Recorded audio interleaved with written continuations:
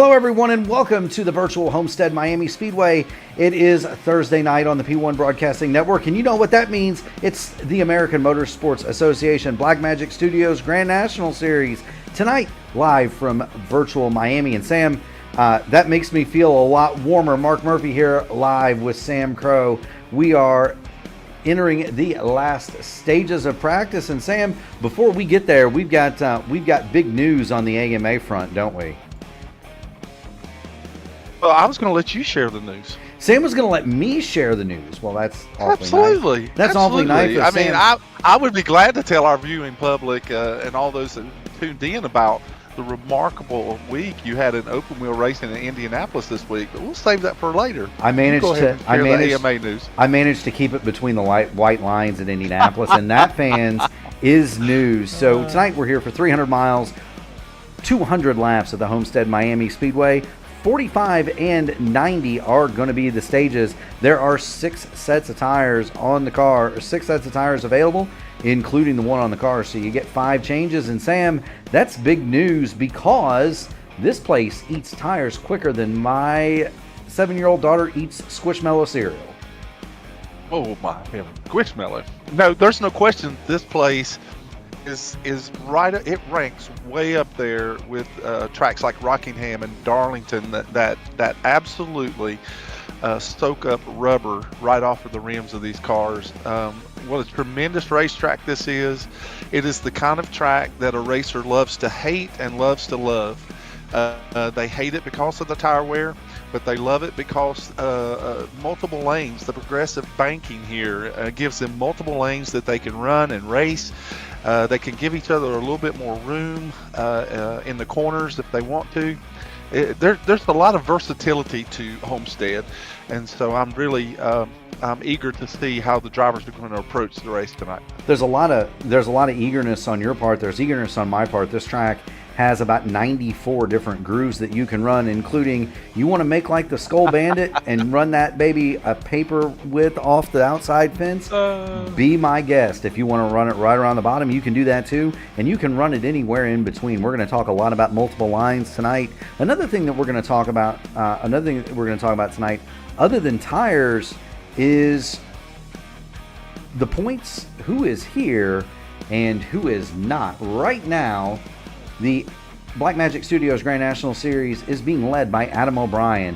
He has a 33-point lead coming into this race, but guess what? He's probably not going to have it coming to the end of this thing, Sam. Adam O'Brien is one of 2 drivers who has been suspended for tonight's action.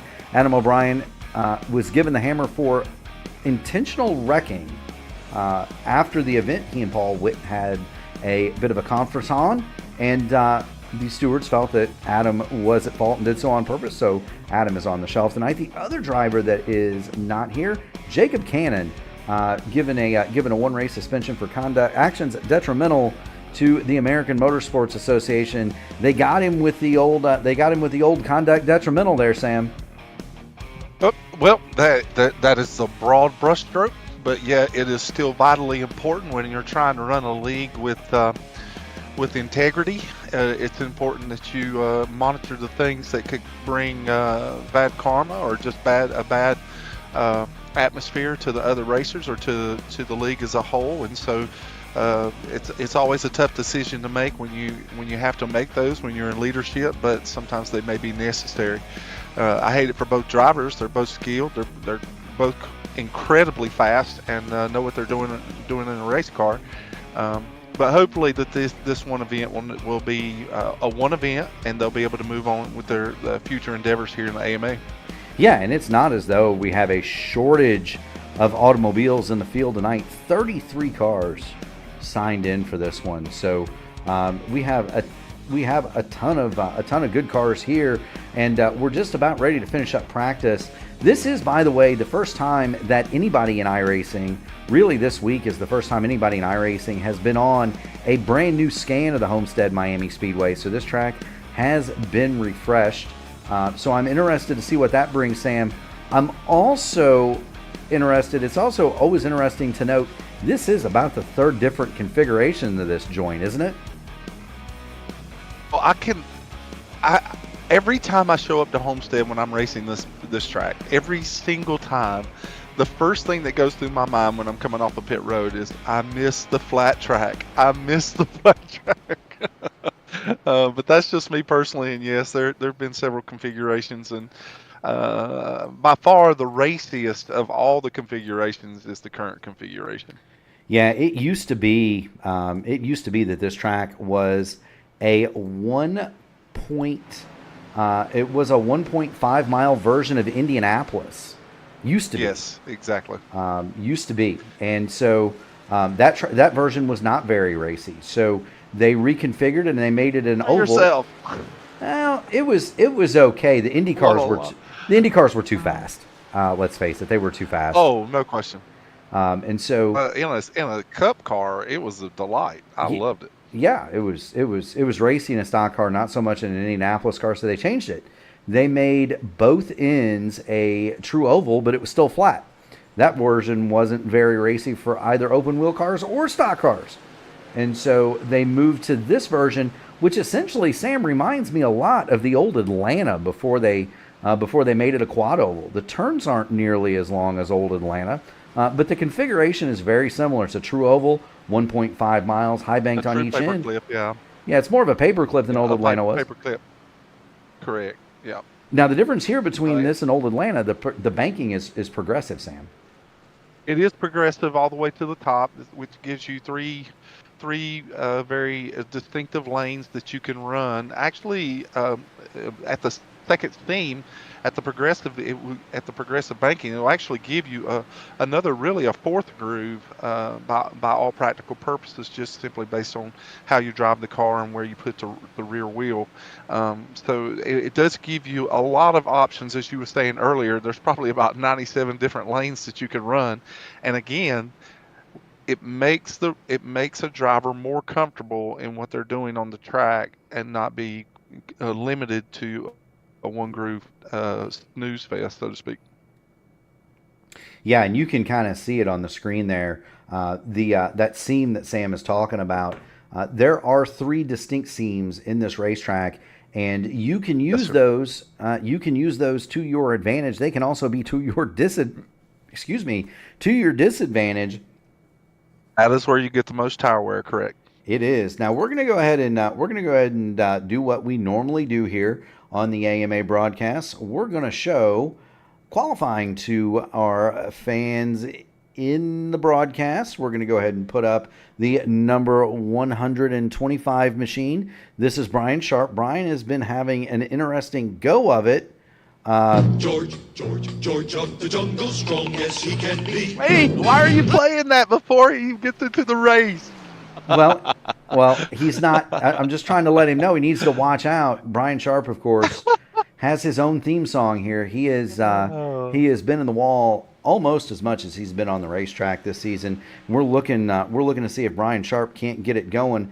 We're going to put you inside of the roof cam, and we're going to get the telemetry going for you, just so you can kind of see, fans at home, just what this looks like to go fast around Homestead-Miami. Now, in qualifying, Sam, they're going to want to be right around the bottom, yeah? And that's not necessarily true in this particular instance. You'll find that some drivers will want to be at the bottom because they find more comfort there. But this car is exceptionally loose. However, there is a lot of cloud cover right now, so there may be grip on the bottom. But I myself, I have found that I've turned some of my fastest laps on the top side in qualifying. Well, there goes Brian. He was all the way around the bottom on the first lap. He must have heard Sam Crow because he moved that car to the middle going down the back. Brian Sharp right now sits 4th quick. Do you think the second lap is going to be faster for these guys, Sam, or is it going to be a lap 1 Absolutely. Q? The more heat you get in the tire, more heat you get into the tire, the more grip you're going to have, and you're going to be able to stick the car and give it more throttle coming off the corners. Like I said, that on cold tires, the car is exceptionally loose. It is, in my opinion, the greatest asset that you'll have in this car in this race will be throttle control, and I cannot stress that enough. Throttle control will be king in this race. Yeah, most certainly will, and that's any car that runs here. We're looking at James Hodgson now in the number 88. He's got the forward-facing numbers on the top of that Ford Mustang, Dark Horse Dark Horse Mustang entry, and he is out for his first lap. Joshua Siegfried has gone to the pole. Greg Evans right behind him. We're going to go ahead and put the miles per hour up there at 158.212 on the pole. Greg Evans 157.9. James Hodgson, though, he's looking this stat here for you. I'm sorry? I'm going to go check a stat real quick. Yes, sir. So always keen to make sure that he's on top of things, Sam Crow. James Hodgson's going to bring it around and off of turn number 4. Hodgson is going to come through with his second lap, and that's going to put him 7th quick. Continuing on, how about Braden Langley? He's currently on the course, the number 25 Mobile One machine. I do want to thank everybody that is in the chat. We've already got an active group. Jacob Cannon is in there. He might be on the shelf tonight, but he is supporting his supporting the league and supporting his compatriots. He says, "Go Greg Evans." Eagle, let's go rock and roll, Keith Graham. Let's see where Keith Graham is. He has already laid down his laps. Keith Graham right now 14th quick on the board. So thank you so much. Thank you so much, Eagle, for checking in. Reaper's Double, of course, he is a serial offender here in the chat, and so love to have him back in action on the P1 Broadcasting Network. Absolutely, and we're glad to be here. Braden Langley right now 25th quick. We expect that the second lap is going to be a little bit quicker. Here comes Braden Langley. He's going to come off at turn number 4. Langley is going to stop the electronic clock with a second lap at 34.316. That is good for 26th on the board. The last group of cars that we have coming out, Sean Merriman. There he is in the 18. DG Motorsports entry. Good-looking Ford Mustang for Sean Merriman. He is out and on the course right now, 28th quick for Sean Merriman. This is going to be his second lap. And let's see what he can do. We'd anticipate he's going to improve just about anywhere between 7 and 10 spots. He's coming off of turn number 4. Good-looking run across the line. Sean Merriman, 33.926, just as the session expires.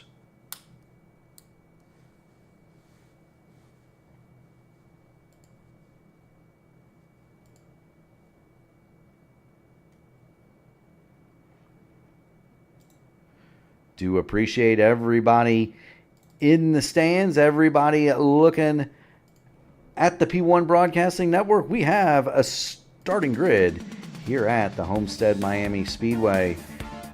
On the pole, none other than Kendall Paul, 158.296 miles an hour to his outside.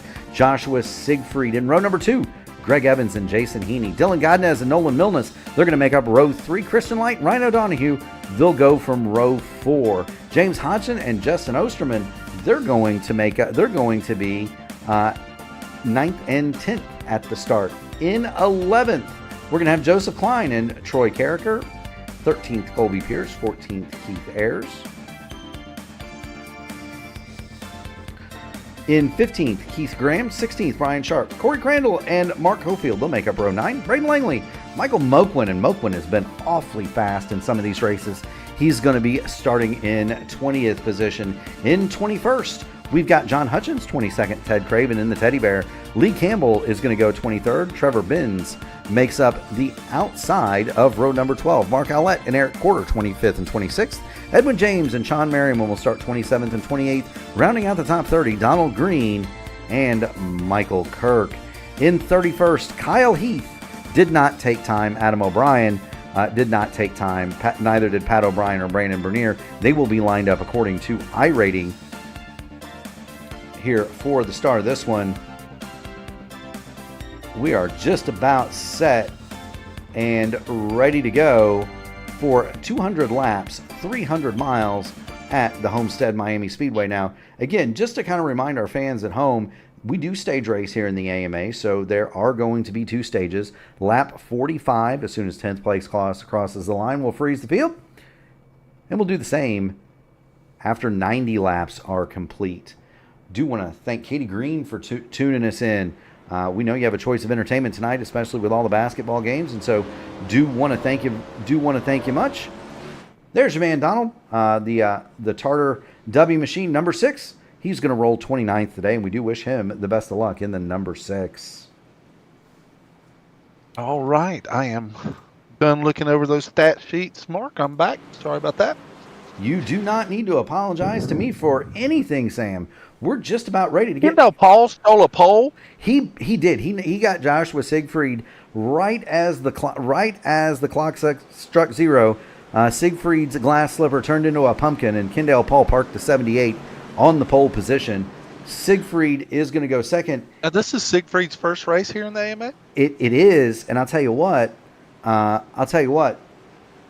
only did Kendall Paul pip Siegfried right at the gun, look who's starting third, and that's not in character for Greg Evans. Usually he's a better racer than qualifier. He's starting up front today, but none of that matters.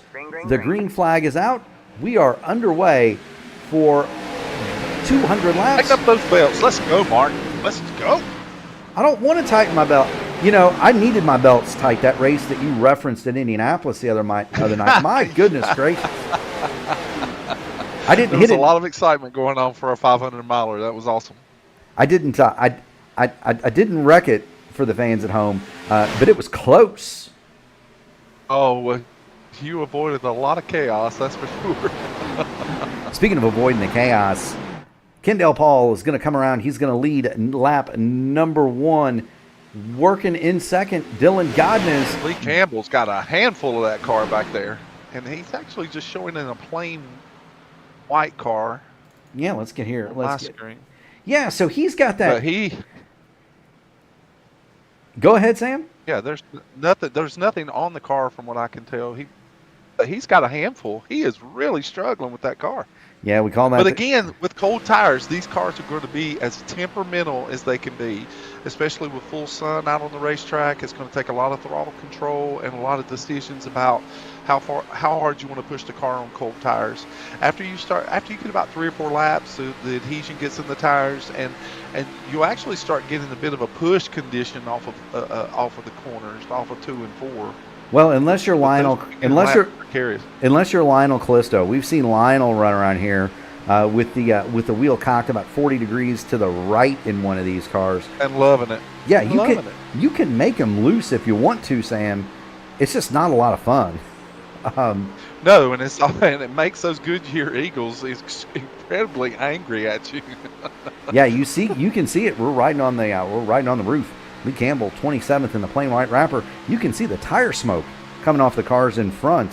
No caution. That's nobody spinning. That's just guys getting sideways so much that the tires are smoking. Even on entry on cold tires, the car is going to want to begin. The rear of the car is wanting to begin coming around on you, and then the more. Whoa! We got caution on the Speedway. It's Donald Green. Didn't mean to interrupt you, Sam. Caution on the Speedway. Oh, no. It's fine. Donald Green is around in the number 6. He was right with, we cut away from the shot on the roof of Lee Campbell just in time to miss this from Donald Green. And we're sorry, Katie. The number 6 is going to be headed back to the garage, and I believe that's going to be night done. Here he comes. He's looking off of turn number 2, and he's right in between the middle and the high groove, Sam. And that baby just cuts loose with him coming off the corner. Tries to slow down, but that's a bad angle and a hard hit. The car gets incredibly light mid-off early in a run. It gets incredibly light right there. And depending on how much throttle you're going to use, you can bring the back of that car around very quickly. And then once you get to that particular point, you're just along for the ride. Even if you're holding the brakes down, you're just along for the ride. And all of that is front end damage by Donald Green. I hate that. Donald's been really working so hard to finish races and be clean and enjoy the evenings. And so I hate that he's had an early incident. Yeah, and I do too. Donald Green, truly one of the good guys in the sim. Out of the race tonight, that's going to be terminal damage for the number 6. I'm trying to get the view off of Barney and off of the pace car driver, and it's not working out for me. So, which I tried, Sam. Dylan Godness is the leader, and he is currently messing with Elmo in the pace car. Now that's sort of a tradition here on the P1 Broadcasting Network. We like to mess with channel founder Gary Godso and play with the pace car. I will actually, the pace car in iRacing, for those of you who do not know, it is hollow and you can drive into the pace car. And so I like to, it's ghosted, right? Yeah, I like to drive inside the pace car sometimes. It gets a chuckle from Gary and those in the booth when I do it. So much so that they cut away from me when I do it.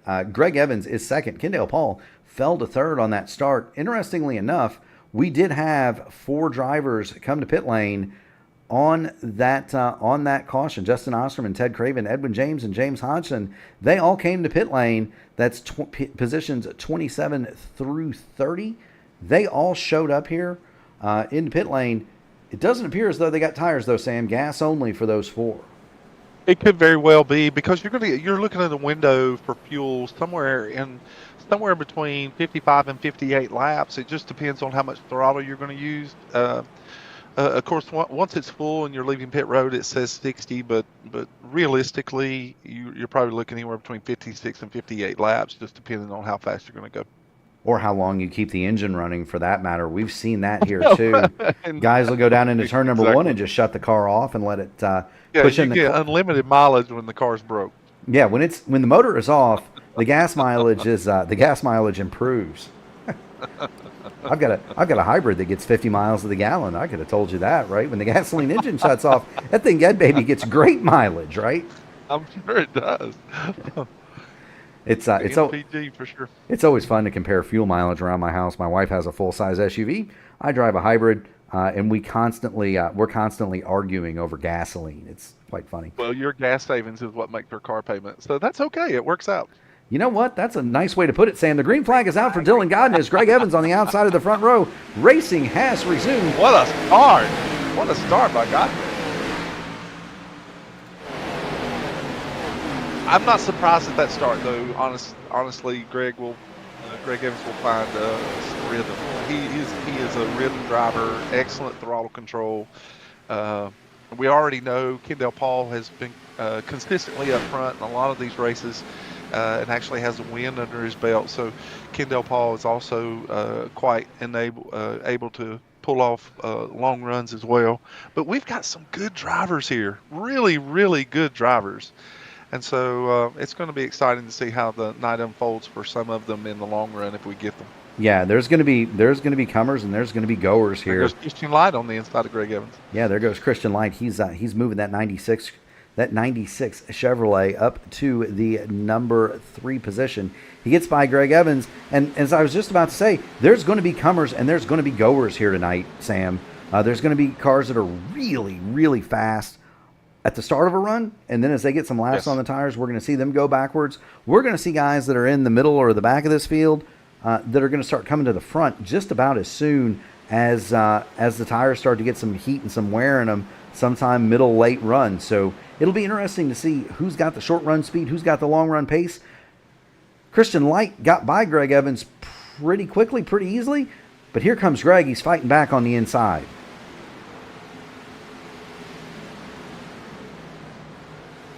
Now, it's been, Sam, my experience, at least with the open wheel cars, that run in the bottom might be a little bit slower in the short term. And my goodness, we've got a gaggle of cars in the back. Oh yeah, these cars were about. So I was concentrating there as well. You're talking about position around 10th place. Yeah, here it is. You've got Sean Merriman here in the 18. They were 4 wide back there for just a minute. They get it all straightened up and squared away. Michael Moquin went from about 12th to 18th. He's back in 17th now, but that was a huge wad of cars, and there's still 3 wide back there. We're looking at, that's Moquin, Osterman, Heaney.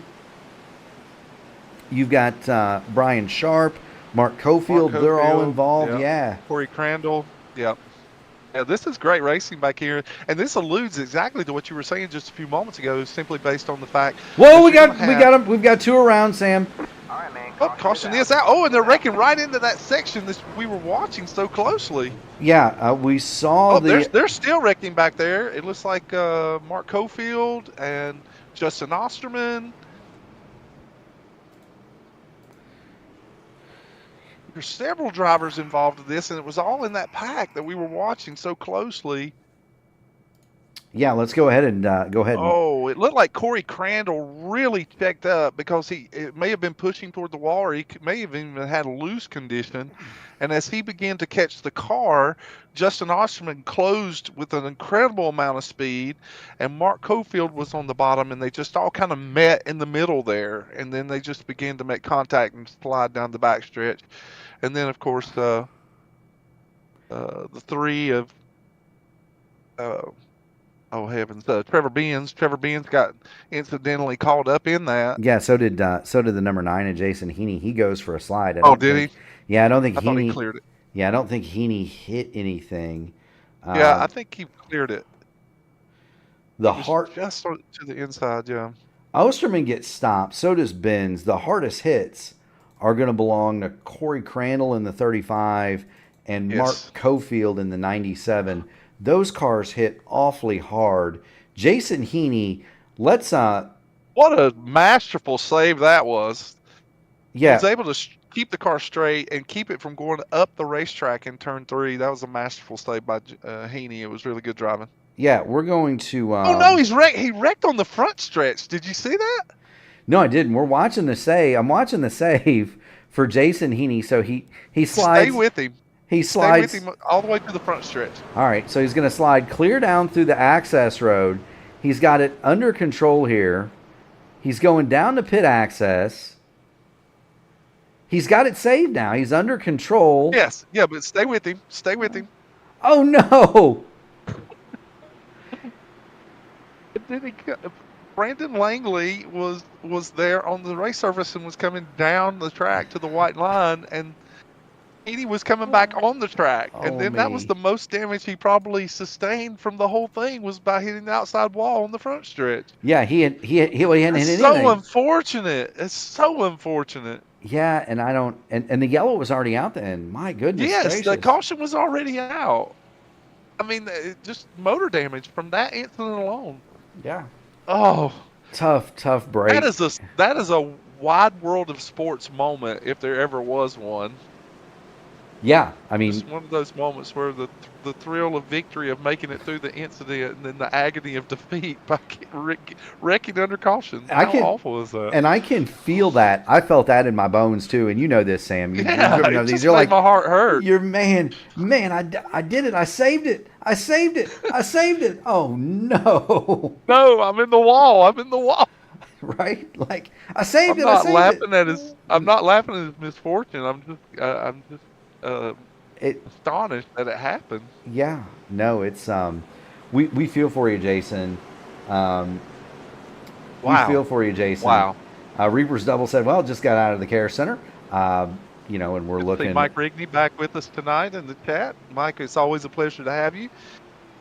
Of course, Sam and I both have had the pleasure of racing in Mike's series. You can find that on Monday nights. The last season of the ISRA just ended, or the open wheel season just ended. And I understand, Sam, as we go back to green here in the AMA Black Magic Grand National Series, I understand that we're going to have another season of open wheelers on Monday nights. Are we? Yeah, so Mr. Rigney is finishing up the schedule now. He's let some things slip.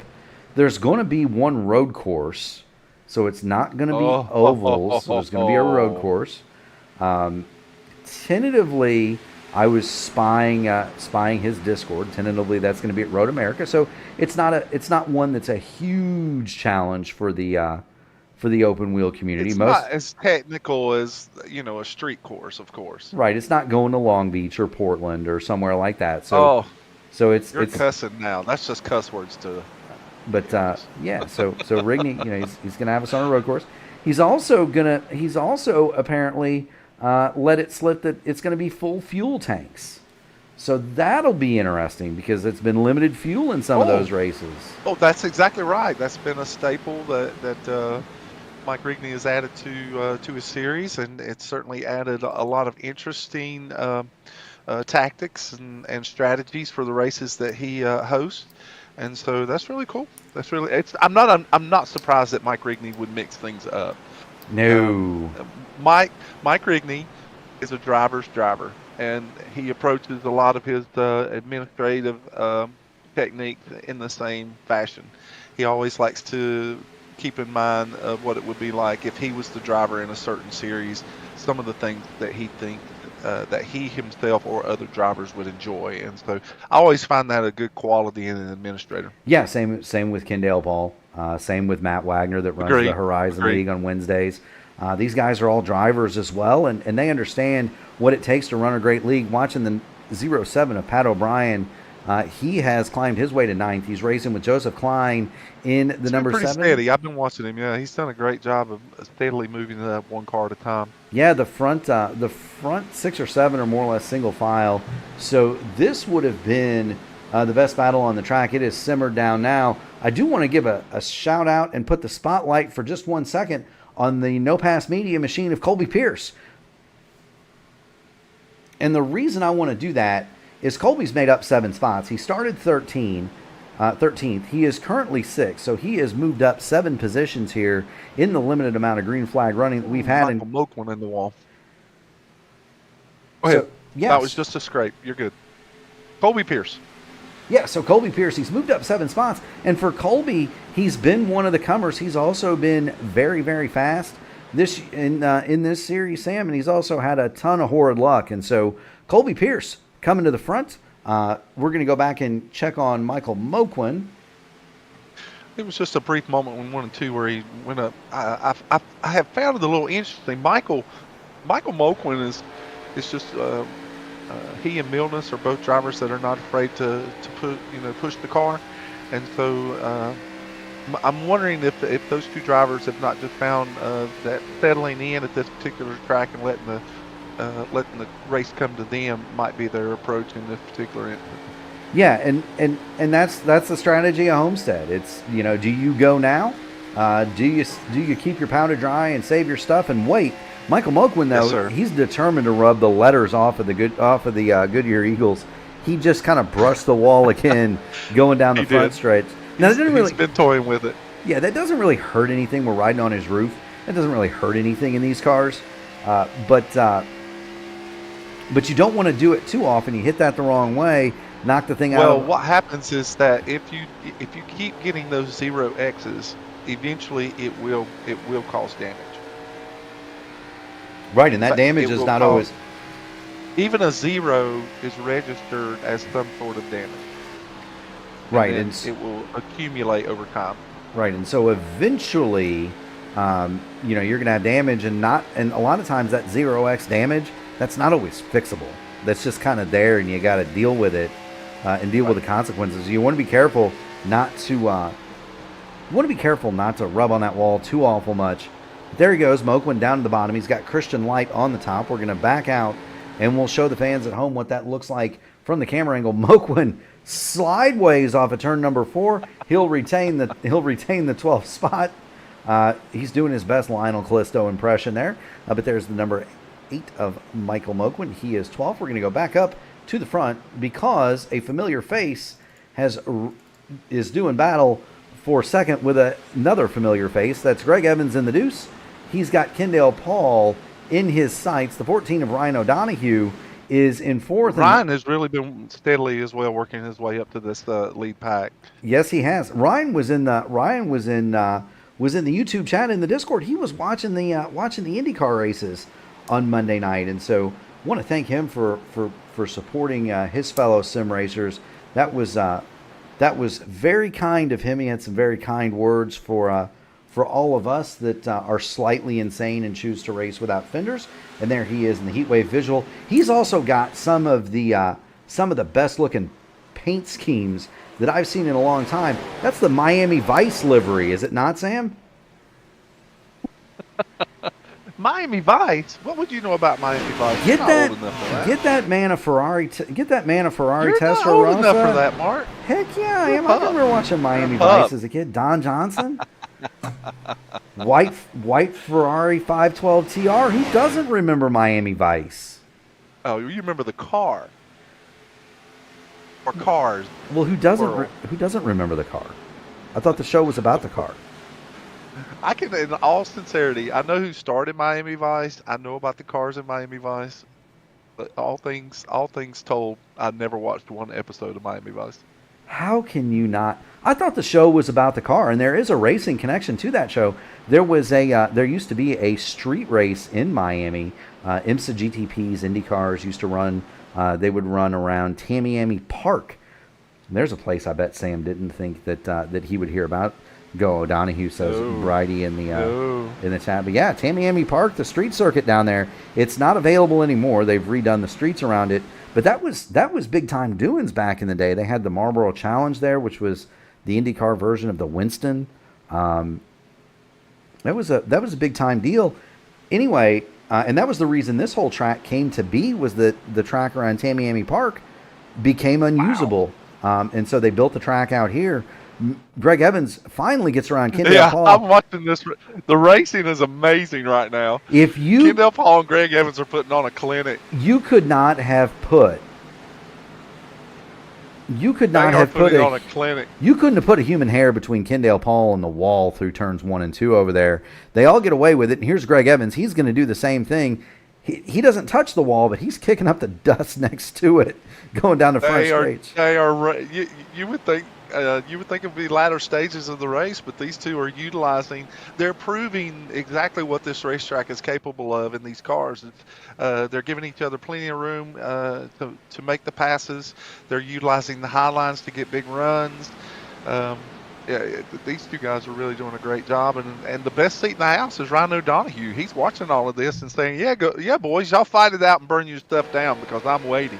I'm waiting. Yeah, let's get on the roof of Ryan O'Donohue and the Miami Vice machine and just kind of watch Kendall Paul and Greg Evans. There goes Greg Lowe. There goes Kendall High. Somewhere in the middle is the leader, Dylan Godnez, and Greg Evans is about ready to go for the lead on Godnez. Yeah, Greg is running every line that the track has to offer. I've seen him at the top. I've seen him at the bottom. And Kendall Paul is actually kind of and this many laps into a run, the drivers are going to try and find the line that seems to work best for their driving style and for their particular car and how much tire wear they have. The low line, you can run the low line successfully here, and it does use less tire because you're in the throttle less. However, the shorter the distance, the quicker the time. If you run the high line, there's more throttle and bigger runs coming off the corner, which means you use more tire. And so there's give and take for all the different lanes that you have and choices that you have on this particular racetrack. I'll tell you what, these guys, Kendall Paul and Greg Evans, they're waging a whale of a battle. To finish up what I was trying to say earlier, the connection between Miami Vice and car racing is through that Miami Grand Prix. They actually filmed an episode at the Miami Grand Prix, and Danny Sullivan made a guest appearance in that race, or in that episode. Oh. The car that they showed as Danny Sullivan's was actually driven in the race. It's the Miller High Life IMSA GTP, made famous by Kendall Paul in the wall. Yeah, he's really in the wall. Yeah, I just saw that. There he is. He's coming off of it now. Well, if you're going to have a face that's going to be on a TV show, Danny Sullivan would be the guy. Yeah, especially the in that time. The mid late '80s. Newgarden would probably be the guy now. But. Yeah, he was. Fans don't realize this now. Danny Sullivan at one point was the highest paid driver in the United States. Huge. That's an interesting stat. Huge backing from the Miller Brewing Company. The car, Miller Brewing, the car that he drove in that episode, or that was represented as his, was the Miller High Life IMSA GTP, driven to a championship by here's another name you didn't think you'd hear tonight, but with many connections in Miami for other reasons, John Paul Jr. Really? Yeah, you didn't think you'd hear that name tonight. By the way, I really did not. Greg Evans and Dylan Godnez are having a fight for the lead. Greg Evans has moved to the top, and he has pulled it. Oh, he's got to give him that space because there's a big run right there. Yeah, he did. And Dylan Godnez almost turned it loose. Dylan actually started. Greg in the prior laps was running that low line in 3 and 4, and so Dylan went down there to see if he could get some grip as well. But again, Greg's proving that he can run top and bottom. Yes, he Oh, is. Kendall Paul got sideways off of 4. Yeah, I think Kendall Paul has cooked the right rear sitting up on that high line as much as he has. And that's a symptom of that. You come off of turn number 4, well, really either turn number 4 or turn number 2, and you just have no grip in that right rear. It wants to come around with you. You've got two choices: slow down and cool it off, or really just kind of drive the car sideways. We'll get in the number 78 machine. This is what Kendall Paul sees, and you can see he's trying to move it to the bottom and cool those tires off. The other thing is, Sam, we're getting close to the end of this stage. 36 laps out of 200 Yes, sir, we complete. are 10 laps within the end of the stage. That's exactly right. And I'm looking back through the field. I see Michael Moquin he's almost up to the top 10. Like I said, I'm really curious to see if he's actually saving tire. But if you're going to make your move with 10 laps within the stage, would probably be the time to make your move. Yeah, it is. And we put the camera on Michael Moquin. The service, of course, decides it's going to take that particular exact minute to not like my internet connection. So we thank all the fans at home for that. We are within 10 laps of the stage, and Moquin, he's right behind the 72 of John Hutchins. He's 13th. Yeah, they're putting on a great show back here. I've been watching it for a few laps. Troy Carragher has had a handful of the car on several occasions. Joseph Klein had just cleared all that group, and then, of course, with Hutchins and Moquin coming up, I think they're trying diligently to get that stage point. Yeah, they are, and that stage point is right up there ahead of him in the person of the number 7 of Joseph Klein. Colby Pierce is 9th. The battle in front of them is Christian Light and Sean Merriman. They go side by side into turn 1. Merriman on the bottom, Light in the 96 is on the top. Give the position to Sean Merriman, and Merriman's one of those. He's up 20 spots, Sam. He started 28th. Sean Merriman has driven through this field into position to score stage points here. So good on Sean Merriman, again, up 20 spots. Yes, he's due for a good night. He really is due for a good night. Sean really has had some terrible luck, and so I'm hoping that he'll have a good turnaround here at Homestead. Yeah. I mean, there are a lot of guys that are in for that good night. Colby Pierce is one. Sean Merriman is another. Looking back a little bit further, Nolan Milness in the number 1, of course, he sees the cars in front of him. They're going absolutely bananas. That's Joseph Klein in the 7. He is in full Hutchins makes his move on the outside of Klein. Well, he's not quite done yet. Not quite done yet. That's the that's the 7 on the bottom, the 72 on the top. Yes. Holy mo! He gets that big run on the high side, and here comes Michael Moquin. Yes, he does. Now John Hutchins, he got that. They're so close. I was going to say Hutchins got that huge run off the top, but he was sideways doing it.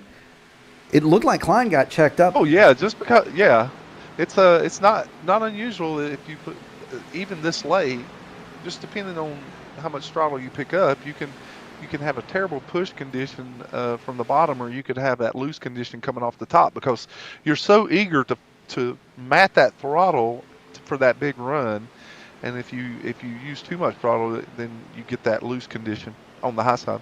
Yeah, you do, and that's especially acute here late in the run. We're watching Joseph Klein. He's hunting down Josh Hutchins. Meanwhile, behind him, Michael Moquin and Troy Carragher, they're doing battle for 12th and 13th. The front, though, is ever-changing. The 07 of Pat O'Brien.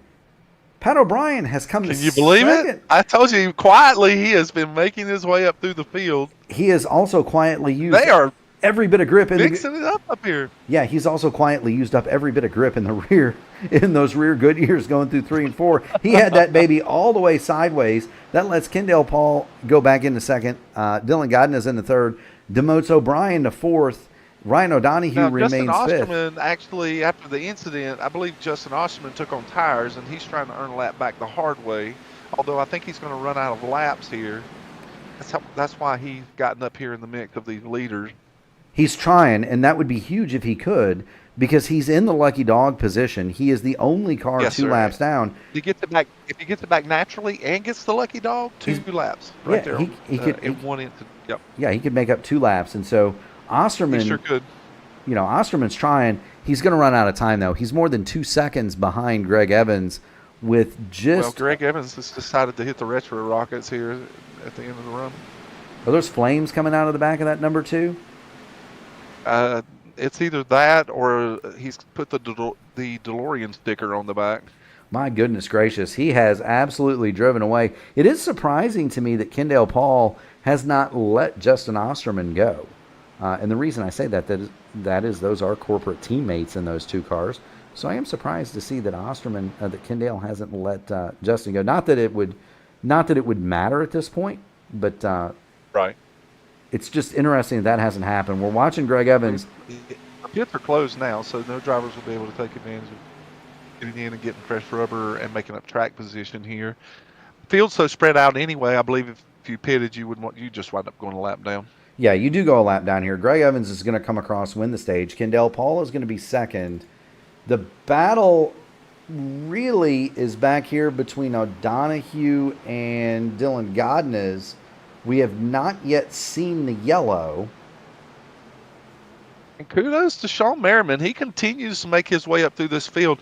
I'll tell you what we're seeing here, Mark, is you're starting to notice the drivers that have done a great job in their tire management. Drivers like O'Brien and Merriman, and of course Greg Evans has proved that he has that ability.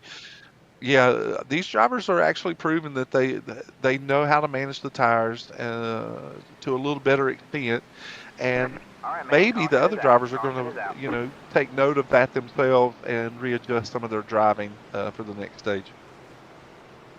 Yeah, the other thing that is worth mentioning is Sean Merriman having made up the 22 spots that he has.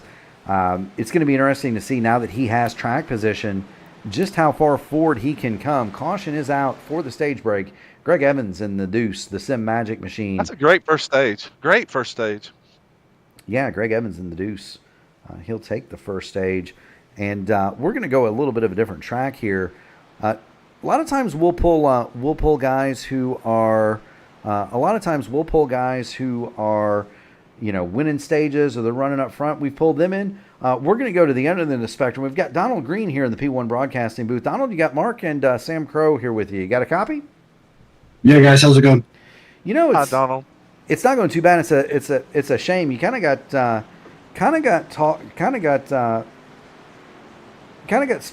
turned around there at the beginning in a hard lick on the inside wall. Kind of talk to us though about what it's like out there, what the car's doing, and what you kind of think is going to happen here as we go. Yeah, that was kind of rough, and it was a really rough hit. I was racing with Lee Campbell there, and inside of the 30 as well, and coming off the corner, car just gets super light right there, that transition, and just a little too much throttle, and I just lost it. So it's a heartbreak for the Till Valhalla project, Tartar, W Energy, VP Racing Fuel Chevrolet, but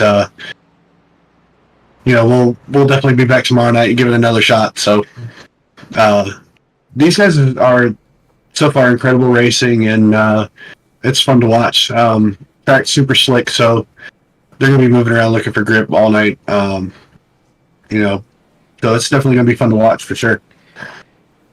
Donald, I know over the past weeks I've watched you closely as you're really trying to work on your racecraft and get better every week. And so, do you want to allude a little bit to what you're learning here in the AMA Black Magic Series? So definitely learning right now for me, it's definitely been a challenge trying to learn the other guys' driving styles and trying to find speed. So I know we started the season off pretty rough. Started to turn around for us a little bit. Had a good run at Phoenix. Made a good stint into the Las Vegas race. Thought we were going to do pretty good here at Homestead, but the slick conditions of the track showed us otherwise. But I think we're getting better every week, and it's been a lot of fun. Absolutely. Well, I'm sorry for your short race tonight, and just reload for next week. Yeah, Donald, keep going fast, having fun. The results will come, my friend. Yeah, guys, I look forward to it. I'll see you guys tomorrow night for the truck race. Yes, sir. That's Donald Green. He is going to wind up being credited with 31st in this one. Not indicative of the effort, and he mentioned the slick conditions. 83 in the air, 102 on the track right now, Sam. And there's a pretty stiff breeze out there, so I can imagine it is pretty slick for these drivers. It is worth mentioning, too, that as these drivers continue to learn and get better, they're going to have an opportunity to do something a little bit different and outside of their comfort zones. On April 27th and 28th, you know what Ken Dale's going to do, Sam? No, please inform me. We're going to go April 25th and April 26th to Indianapolis without fenders. What? We're going to go to Indianapolis without fenders, and I get to trade my broadcasting microphone for a steering wheel in that one. Wow. And so they're gonna let me race in that one, folks. We do not have, as they get ready to go back to green flag action, start stage 2 here. We do not have broadcasting information for that one.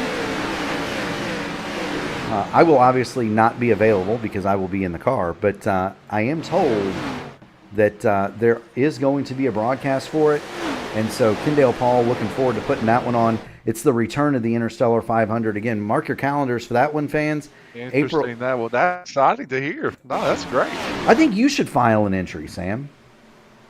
Do you really think that I even come close to the skill level that Whoa! you guys have? Oh, my Nelly Pat O'Brien O'Brien saves it, but he's got a lot of cars checking up behind him. But what a save! Well, they're wrecking behind him. We got cars in the wall in the back. That's the 46 of Edwin James. Keith Graham also involved. We got a car down pit road. That's going to be Braden Langley. And let's see Well, Edwin James gets up into he allows the car to get into the apex of the corner, and then depending on how much throttle you're applying, and then you have this tendency to want to oversteer, and once you throttle and oversteer, the car really starts to come around on you, and then you're just holding on for the ride after that. Hard hit. And he collects several cars right there. Yeah, there's Michael Kirk in there. Michael Kirk had nowhere to go. We're going to come back across the track and get the 09 of Keith Graham. There's the Keith Graham second hit. Front end damage as well. Yes. I hope that's significant front end damage by Keith Graham. Sean Merriman avoids the trouble. Braden Langley is going to take to pit road. Justin Osterman is going to get through as well. That's going to put Osterman back on the lead lap, by the way, Sam. How about that? But Keith Graham, he's crab walking. He really does have significant front end damage here. You can see the front of the car, the hood's buckled up a lot, and the front air dam is showing quite a bit of damage. So he's got quite a bit of damage. I'm interested to see what kind of repairs they'll be able to do in the pit area. He's going to have suspension damage on that 46 first gear racing machine as well. The car was crab walking down the pit road, and so that's going to be a tough break for Edwin James. We're under caution. That's going to put Osterman back on the lead lap. One more lucky dog for him. Get the 53 of Justin Osterman, and there he goes around the field. So the 53 not out of this by any stretch. Keith Graham also a lap down now, as is Edwin James. Mark Cofield is back on pit road. We keep having incidents, accidents, and all sorts of things. The cautions breed cautions. Who knows how many laps Mark Cofield can get back? And we've seen staying out here and logging the laps can be of a benefit to somebody that's running the full season, Sam. Oh, no question. There's so many things that can happen in these early beginnings of these stages, and then of course points are always an implication among cautions breeding cautions, as you said. I find it interesting that Justin Osterman and I was listening to the in-race chatter that was going on, and Justin Osterman was actually so excited about getting his lap back, and there was a lot of chit chat going on in regards to prior contact earlier in the race, and so the administrators shut that down very quickly. But if we're going to see cautions in this particular instance, a lot of what you're going to see are going to be on these starts and restarts, like you were saying, because the car is extremely loose on cold tires, and the tendency is that on the start you want to overdrive the car, and you really cannot overdrive the car on these starts and restarts just simply because of the condition of the tires and the temperature of the track, as you were telling us, the track temperature is around 100 degrees. So if they cannot get settled in on a restart, then you're going to continually see those cautions materializing on a regular basis. Yeah, you are. We're working lap 54 of 200, just kind of showing you the cars in the top 10. Ending with Colby Pierce. We'll get back up to the front, I promise. Your good friend just joined the chat who's asking for some information. Yeah. Dunwoody? So we'd like to wish Black Magic Studios proprietor Andy Dunwoody a happy birthday. Today is his birthday. He decided to celebrate, as he always does on Thursday nights, by going bowling. He wants to know where his guys are. Well, Kendall Paul is third. John Hutchins is sixth. Colby Pierce is ninth. Pat O'Brien gave it a heck of a ride, Andy. He had it up to second, was going for the lead at one point. Buzzed the rear tires, dropped to fifth in that first stage, but Pat O'Brien showed some sneaky speed at the end of that first stage. We are back to green flag racing. Greg Evans gets the drop. He starts to pull away in the deuce. He's got Kendall Paul second. Joshua Siegfried is third. And there is... Greg really jumped out to a big lead right here, but Kendall's not going to allow him to go. Oh, we have another caution on the racetrack. Hard impact for the number... Oh, they're still wrecking across the front stretch.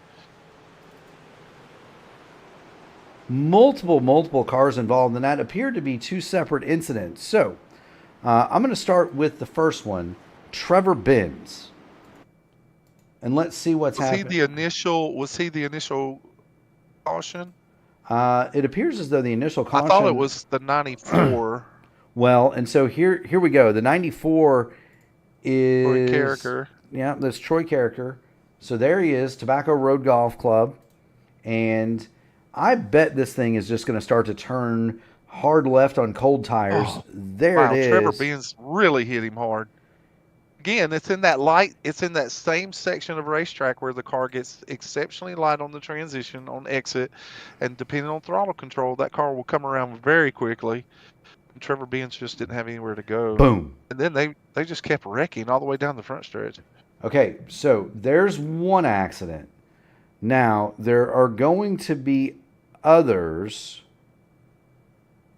Michael Moquin is going to avoid... And then Lee Campbell comes blazing around the high side. Yep. And when he comes around the high side, it just forces this unfortunate contact with Hodgson. I don't know that Hodgson expected him to come flying past him because the caution was already out right there. Maybe Lee felt like he needed to accelerate to avoid the spinning car in front of him. Yeah, I think that's the old stand on it till you get through it. Yeah, drive through the smoke. Drive through it, and then Hodgson and he's like, man, we've missed this. We've missed it. Yes. Car. That's just so fast. It's so fast. Lee Campbell is coming on that high side. Hodgson is easily trying to avoid the cars that are slowing down in front of him. And then he's moving up the track. And at the last second, he says, oh, heavens, there's a car out here. And they make a little bit of contact. And then they both come careening across the front stretch into the other two drivers. And what a hard impact by Lee Campbell on the inside wall. It looks to me as though the 88 got away with most of it. We also have damage to the 8 of Michael Moak when he was collected in that. Yes, he was in that as well. I do believe that Hodgins at least in the 88 he got it stopped before it collected the inside wall. I never saw him hit the inside wall. So he may be okay, other than the tires are very unhappy on that car. Well, you technically, if you look at the grand scheme of the race, you have a set to burn. So by having a set to burn, I mean that you'll have fresh tires for every stop, green flag and stage, and then you will have a set that you can burn if you want to get an extra set on a caution, and then it leaves you at least one set if there's a late caution and you want to have fresh tires. If you were to put it into perspective, about six sets of tires. Yeah, and there you go. I always like to save those for later, but to each their own. Tell you what's about to happen. When you slide those tires that far down the front stretch, it definitely puts flat spots on them. Yeah, they're not going to be happy. They're going to get cooled off, but the grip level is going to be significantly less. Here we go back to green flag action. There is the front of the field. Greg Evans is going to pull away one more time. Kendall Paul all the way up to the top. He is going to keep second off of Joshua Siegfried. Ryan O'Donohue remains fourth, and Christian Light has found his way into the top 5. There we go, race fans. That's your top 5. Just a little bit further back, though, John Hutchins in the 72. Colby Pierce has moved in Hutchins in the 72 is 6th. Joseph Klein has the number 7th. Colby Pierce has moved the 42 into 8th, but he is on the top 3 wide here. There's Pat O'Brien going through, as does Dylan Godness. So Colby Pierce went from 7th to 10th in one corner. Keeping an eye on James Hodgson here. It doesn't seem like his car has gotten any significant damage. He seems to be racing just fine. He's back here with Brian Sharp and Sean Merriman. And there's a good little battle back here with Corey Crandall as well, and Ted Craven. I do want to give a little shout out, if you don't mind. I want to give a little shout out to Eric Corder. Eric Corder has quietly just nestled himself in back here. And I wonder if Eric actually has had some decent runs and then some unfortunate finishes. And so Eric Corder's really just running his own race. He's kind of running the race like I like to run it myself. And there's contact. Corey Crandall gets into James Hodgson going in, and that sends Ted Craven up into the wall. But everyone seems to keep their cars straight. Wow. Yeah, no caution. Hodgson did a magnificent job saving that car. No caution on that racket, but James Hodgson does take a tumble back toward the back. We were just riding on board with Brian Sharp, and Brian, Andy, David Dunwoody has not yet. You heard the knock. He has avoided trouble thus far, 62 laps into a 200-lap event. He has Sean Merriman on the bottom, and Merriman, it wasn't too long ago, was avoiding spinning cars in front of him. He's gone back to 11th already, Sam. Yeah, but again, Sean proved that he has long-run speed. He was one of those drivers that just gradually just worked his way up through the field. I'm interested, too, also with Dylan Godnez, as fast as he was in the first stage and the way that he was racing so hard with the front runners in the top 3 positions at the beginning of the first stage. I wonder if he is not one of those drivers that evaluated where he was on his tire wear and that he's saving. Right now, he's splitting the seam between Klein and Christian Light. Wow, what a move. Both drivers ahead of him got loose, and Dylan said, hey, this is my opportunity. Yeah, and that's the thing is ultimately Dylan Godnez, he's one of those guys that I would describe as short run fast, long run slow. He went to the lead at one point early in that last run, but the last 15 laps or so, he dropped to the back like a rock. Yes. So it'll be interesting. And you can either learn from that or keep doing the same thing that you were doing. Well, it depends on how the race plays out. So that can be either, short run speed might win you this race at the end if it comes down to a 5 or 10 lap shootout on new tires. That might be the thing, right? No, you're exactly right. And if it were me, I would probably take the first stage myself and see how hard I could push the car. In essence, in a 2/3 run, just simply. Is that Lee Campbell's flow on the? Yes, it is. Stretch? Campbell into the outside retaining wall. We do not have caution, but we're going to because Campbell is stopped. Now it's out. So now it's out, and let's see what actually happened to Lee Campbell here. He gets into the wall in turn number 3, actually, between 3 and 4. So he's all Wow, and someone collected him. Who was that collected him? Well, we're about to find out. He is riding the wall all the way through. Here come the leaders. This is a heart attack moment for Greg Evans and Joshua Siegfried, Kendall Paul, because here they come. Evans lifts out of the power, and that allows Siegfried to actually get by him before the caution. Oh, that was Joseph Klein. Joseph Klein is the one that collected him. Boom! I believe Christian Light got a piece of that as well. Yeah, not only Joseph Klein, the hood on Klein's car goes completely up, and it does appear that there was at least a 0x contact for Christian Light. So we'll keep an eye on those two machines. Everybody kind of missing it. Lee Campbell did a pretty decent job of keeping it up on the wall. That's not his fault. That's what you're supposed to do. But my goodness gracious, you did not expect cars to continue. Not a car that slow. No, not a car going that slow off of 4, honestly. No, and so I was not hearing anything in-race chatter where other drivers were warning about a slow car in the wall.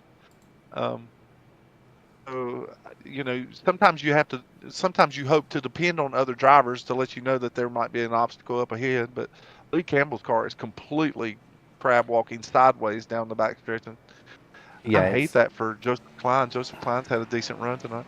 It's demolished. At least for Lee Campbell, we're watching him work on it. It came in about 50 degrees out of shape. One of the cars that I did want to talk about and who these cautions keep benefiting, I want to give a shout out to Trevor Benz in the 3. Now, he was involved in an accident not of his own making. And not of his own making. That car came back in a basket. He somehow managed to keep it on the lead lap. The front is all caved in on that car. He's going to need to make sure he's not taking tires when he comes in, just so that he has some left for the end of this race. And that's maybe an improvement iRacing could make. Let you put on scuffs. But Trevor Benz, the more cautions that happen here, the more he's going to be able to work on that number 3. This is true. He's especially if there's tons of optional damage. Yeah, and well, look at that baby, Sam. I believe there is some optional damage left on that 3. He was. No. That's the perfect Saturday night demolition derby model there. That's perfect. They brought that car out of the virtual wind tunnel exactly like that, race fans. Yes. Just the this big. This is the new aerodynamic design by Chevrolet. It is. Well, he's rubbed the Camaro lettering off the front, which is actually true. They're now just called Chevrolets. Yes. But yeah, he's rubbed the lettering off the front of it. He's hit it that hard. But look, I mean, you get 2 or 3 more yellows come in, get you 15, 20, 30 seconds, 40 seconds at a time. You can spend about a minute on pit road here and not go a lap down. Why the heck not, Sam? Come in and get that baby fixed. You never know. Yeah. Well, especially if there's more cautions, and you would, of course, you put yourself in a position maybe to get either if the cautions fall right, you could get a wave around, or you could get the lucky dog. Going back to the cause of our incident, it looks as though the contact that Joseph Klein had with Lee Campbell coming off the corner was very detrimental, because he is still sitting on pit road getting repairs, as well as Lee Campbell, who's now 5 laps down. Yeah, really, honestly, I hate that for Joseph. Hate that for anybody. I mean, they've been on pit road now for over 3 minutes. Race is back underway.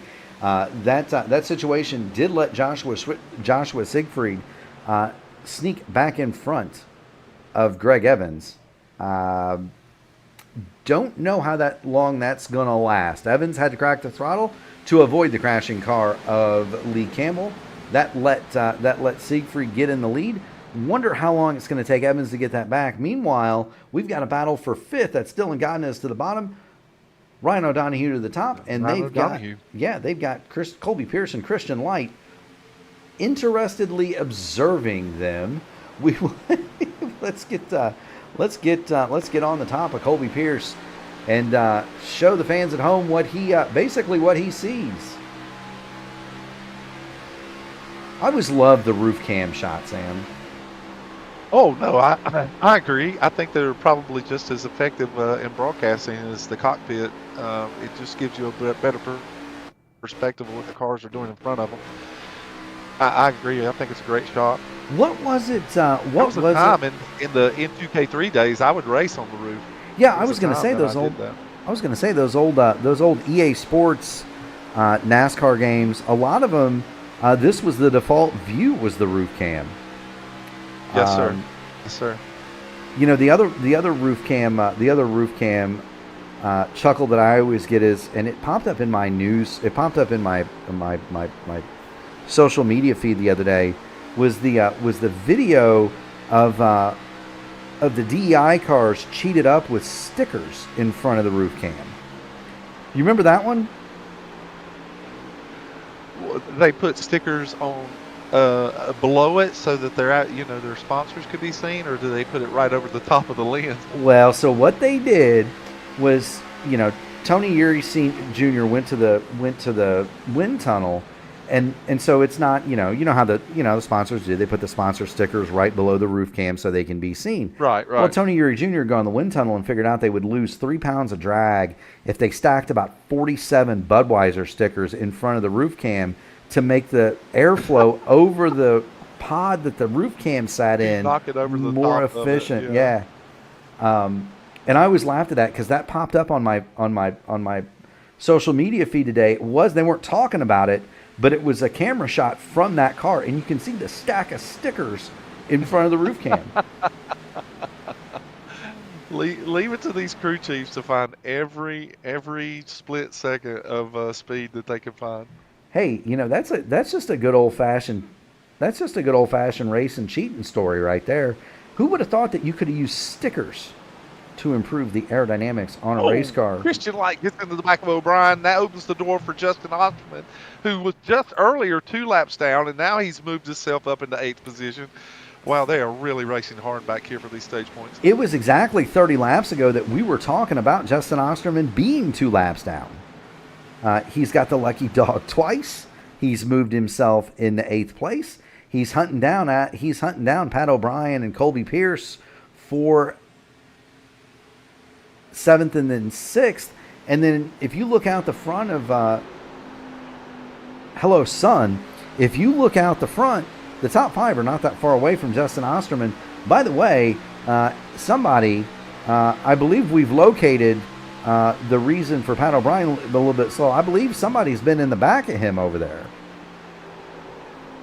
Well, that may have been a pit road adjustment. No, I'm just kidding. There's clearly been some damage to the rear of the car. But as I was telling you a little earlier, someone did get into the back of him and run him up the racetrack a little bit. Yeah, now one of the things I did want to ask you, Sam, talk about the sun. It is brutal right here. It's very difficult to see in the turn 1 especially. How do you deal with that? I just myself, and it is very difficult when you're driving down the front stretch and you see so much of that sun. Now, some drivers do not run in their graphics program that it would show quite as bad, but in the event that you're running everything realistic like I do, and you're running into Darlington is another track that is extremely bad in the setting sun, but I find marks along the wall or on the apron. You will usually try to find marks in those areas so that I can concentrate on those and not allowing my eye to drift up toward the sun, because you get that your eye will get a feedback. Yeah.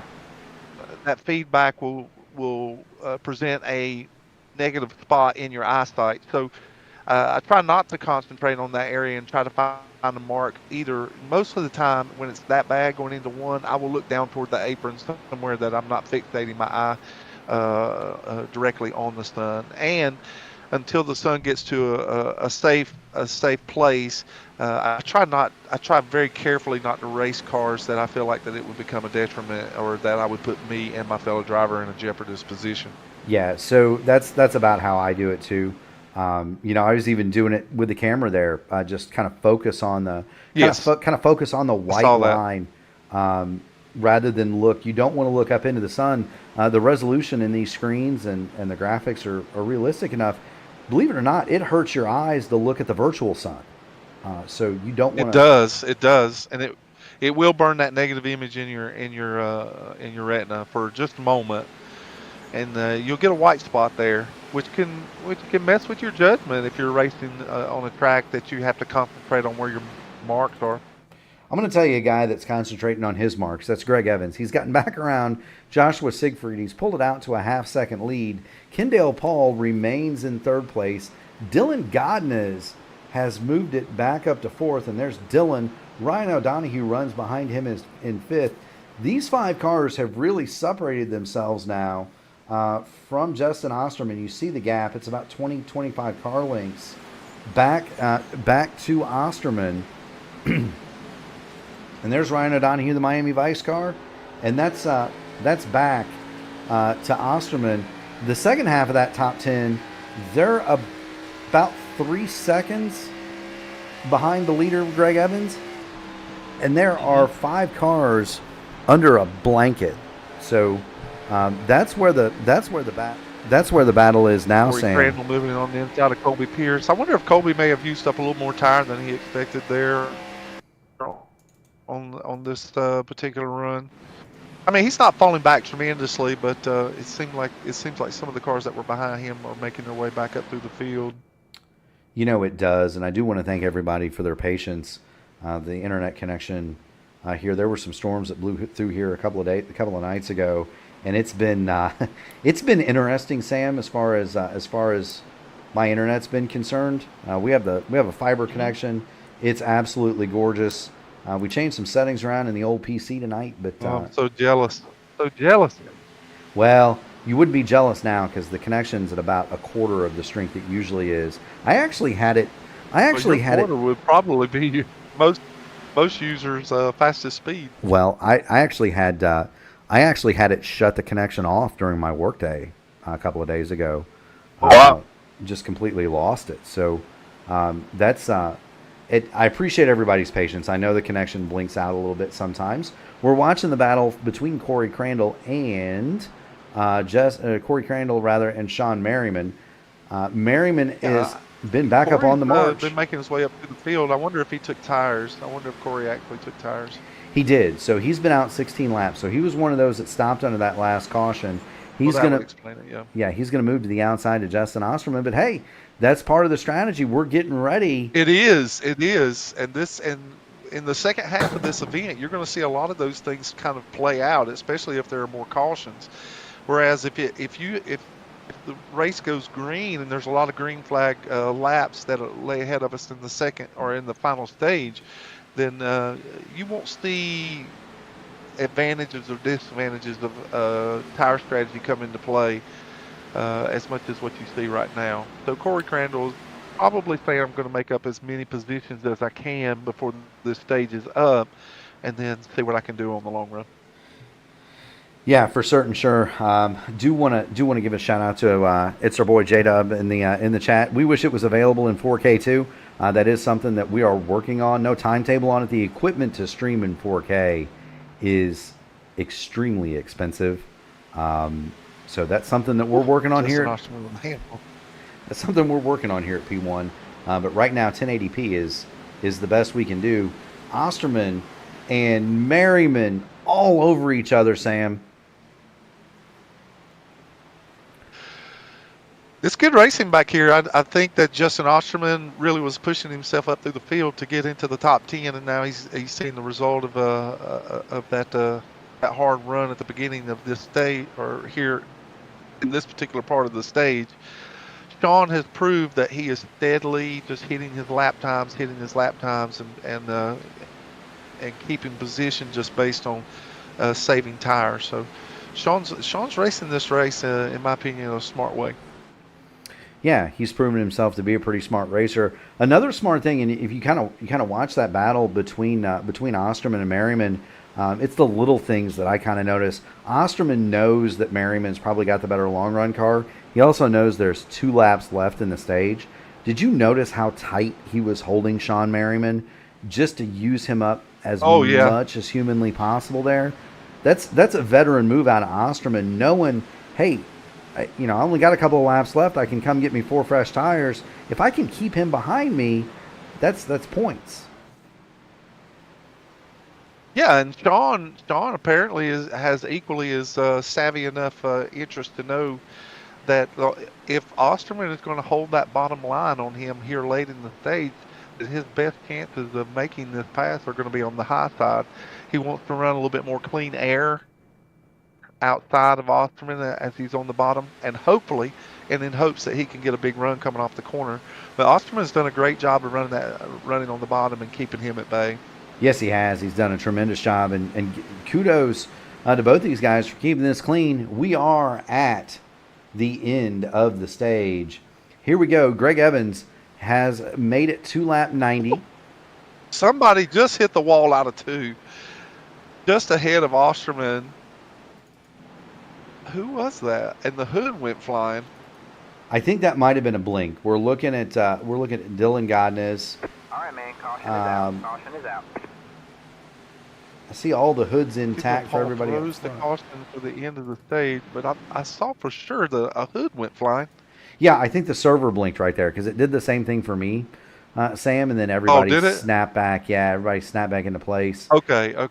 Yeah, Greg Evans is going to win the stage. Joshua Siegfried is going to be second. Kendall Paul third. Dylan Godnez is fourth. We've got a car around. Be careful, guys. That's O'Brien. O'Brien turned it. Yeah, so let's see what's happening to Pat O'Brien.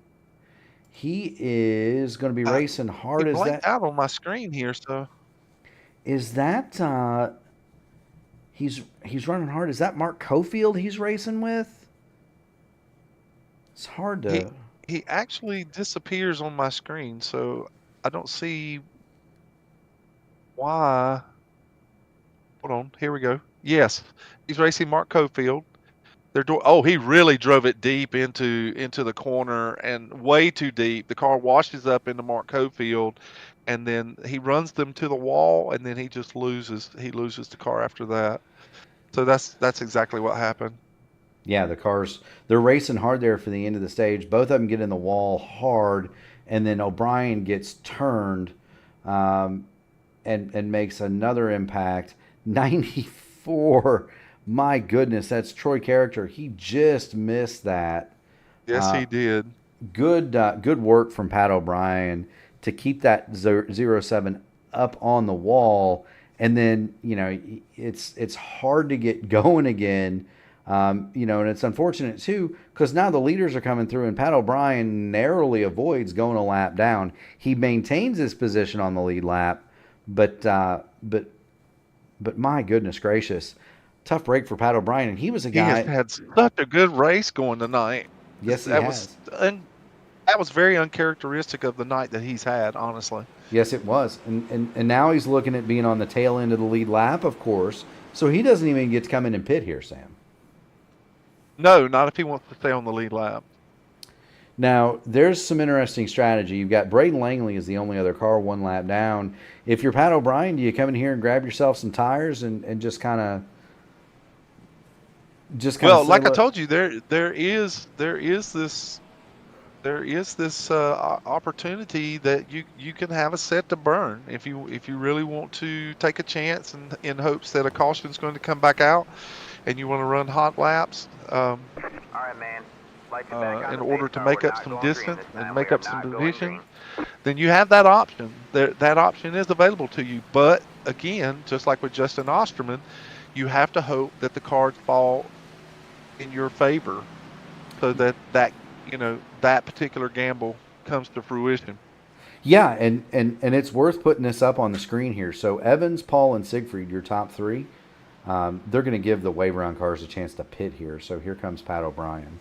But the reason I put the reason I put this up here, because there was no lucky dog, the reason I put this up here is that the top three, Evans, Paul, and Siegfried, they've made 2 stops. That means they've got 3 sets of Goodyears on the pit wall.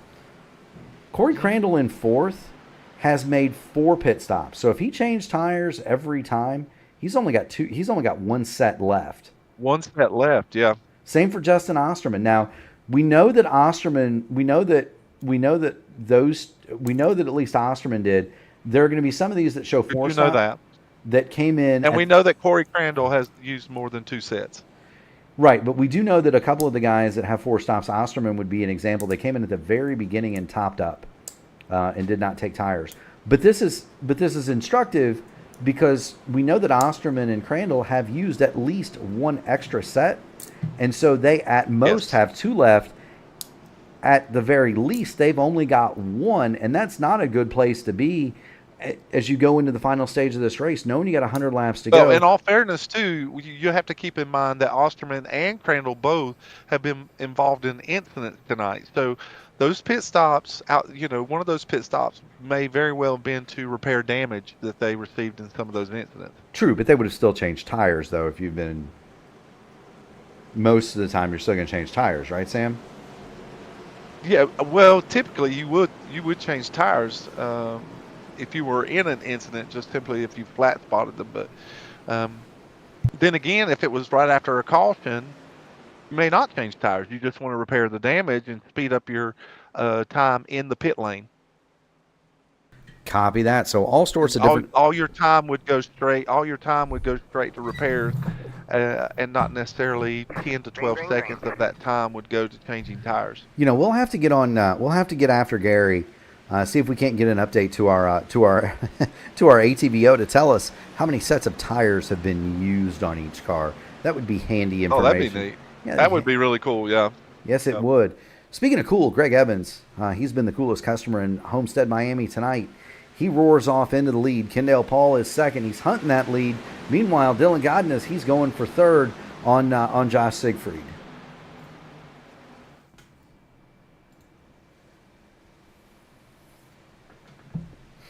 Whoa! Wow. Dylan Godinez, hard no question. loose. No question. Handful of the car that time. Yeah, I was watching the same thing. That's why you wear white gloves, folks. That's why, that right there is why you wear white gloves, and that's why in night races guys wear glow-in-the-dark gloves for that reason. Meanwhile, Justin Osterman, he doesn't care what kind of gloves he's wearing. He's going. He's loose on entry there. Yes, he is. He's going for Justin, the top. on every restart, Justin has really pushed the limits of the car. He has really pushed the limits of the car. He's known for doing that. I watched him push the limits of a car in a 24-hour race. Speaking of limits, Greg Evans, fastest lap. Boy, Osterman dove it in there inside of Godinez there and going into 3. I guess my really point, stuck it in there. I guess my point with Evans there, as opposed to Osterman, is you look at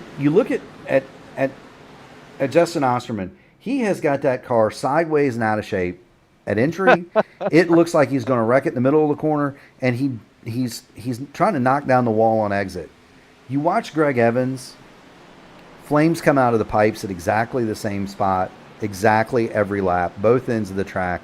There's not a wiggle. There's no contretemps. You don't see his hands sawing on the wheel. They're very steady inside that machine. It's a contrast in styles. It looks slow for Greg Evans, but it's actually a lot quicker. Oh, no question. The consistency of your lap times will help you in the long run on tracks like this.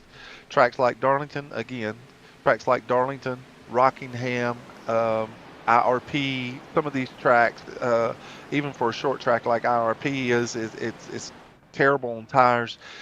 If you run consistent lap times, then it will benefit you in the long run.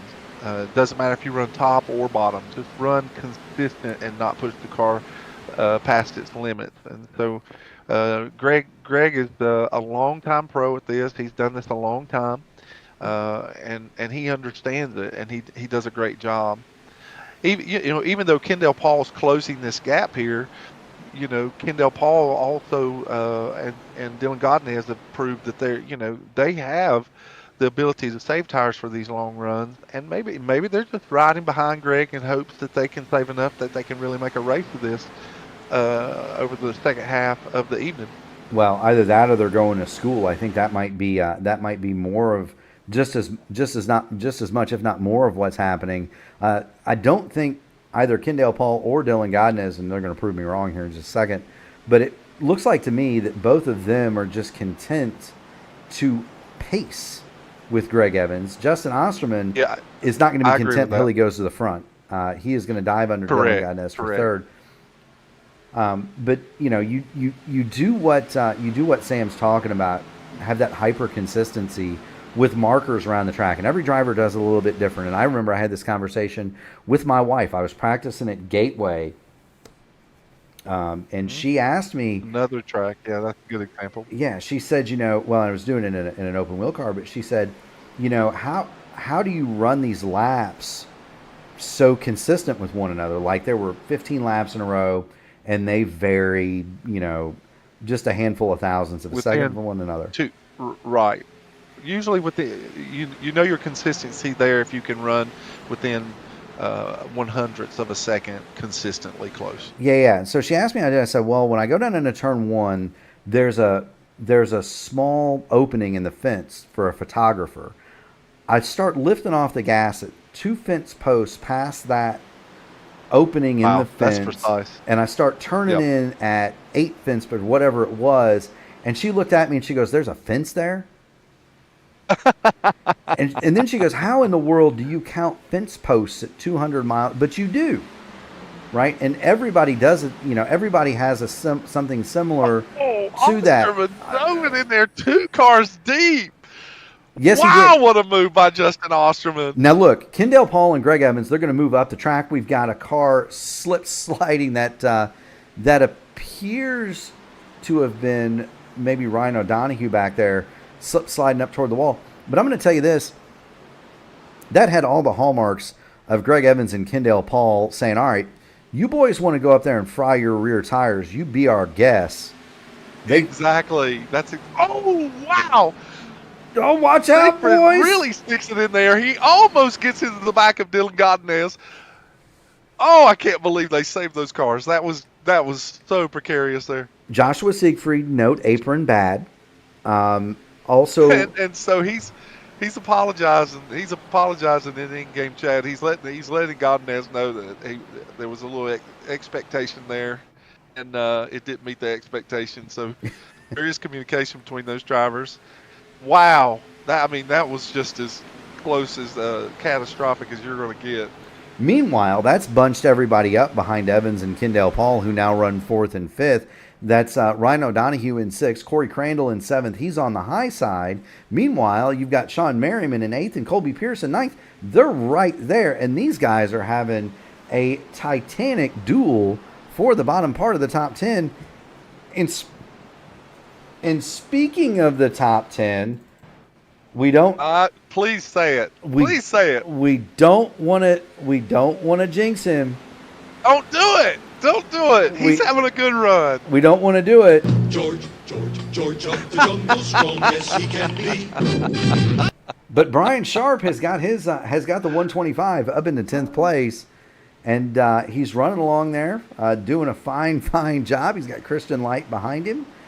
You cannot miss the trim on that 125. Day glow orange. I feel like that car, let's get a closer look at it. I feel like that thing belongs in a deer stand looking at with a 30-06 looking for dinner.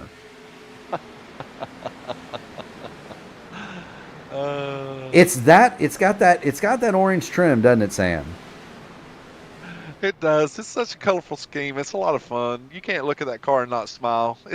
I remember as a boy going to the short tracks here in North Carolina, and as a kid, there were a lot of drivers that would appeal to the children with colorful schemes like that. There was a dirt track on the circuit down here in the Carolinas, the Cherokee Speedway and Gaffney, Carolina Speedway, Harris Speedway, but there was a driver named Mike Duvall, and he drove a car called the Flintstone Flyer, and it had Fred Flintstone characters on the car, and that always got a lot of attention from the kids and became a fan favorite. And so I always enjoy it when a driver takes liberty to make such a colorful scheme and bring some attention to his livery. Yeah, it's a lot of fun. And of course, Black Magic Studios, the sponsor of this series, is the designer of that colorful paint scheme you see on Brian Sharp's car. If you want to get yourself a paint, by all means, hit David Dunwoody, Brian Sharp, and the crew at Black Magic Studios. That is a paint worth 2/10. You can find them on Facebook and Discord. You can message Dunwoody, Kendall Paul, Brian Sharp, Colby Pierce, any of the drivers affiliated with that. They'll get you fixed up. Quality paint at a reasonable price. And like I said, it is worth 2/10. We are working lap 110 of 200 here at the Homestead-Miami Speedway, the Homestead-Miami 300 for the Black Magic Studios Grand National Series here in the American Motorsports Association. Do want to give a shout out to our other sponsors for the league, Archway Industrial Coatings, Admin Box, Track Racer, and Rogue Energy Drink. Do want to thank all of them for the support they give to the series. Kendall Paul has done a masterful job at growing this series, Sam. 31 cars signed in for tonight. That's really, really, really good for a series that's now entering into its sixth week. Yes, sir. I agree. It really says a lot about all the work that Kendall Paul and all of his administrative leaders are doing in this particular series to bring the talent in here and put on a great entertaining race. And so, kudos to the leadership here and their desire to bring something to iRacing in their particular segment that's fun and entertaining to those that are willing to come and watch. And so, speaking of that, I do want to take just a moment just to thank all of our viewers that are here tonight. Again, we've got a great crowd, and we appreciate you sticking it out and watching the race with us. And Mark, why don't you tell those viewers what they can do to help us here at P1 Broadcasting? Yeah, so the first thing you can do is hit like on the video. We've got a caution's on the racetrack. Speedway. Caution's on the racetrack. I don't see anybody falling through the field. Neither do I. And I don't see anybody sideways either, Sam. Is NASCAR up to its shenanigans here again? Let me call Carl Edwards and see what he has to say. Pat O'Brien has punched out. And so I am you think he alt F4? You know I do, and I think I know why. There's Pat. He's coming off of turn 2, going down toward the backstretch. That Ford is already out of shape, and he's going to head toward the inside wall. And does he hit it, or does he just punch out?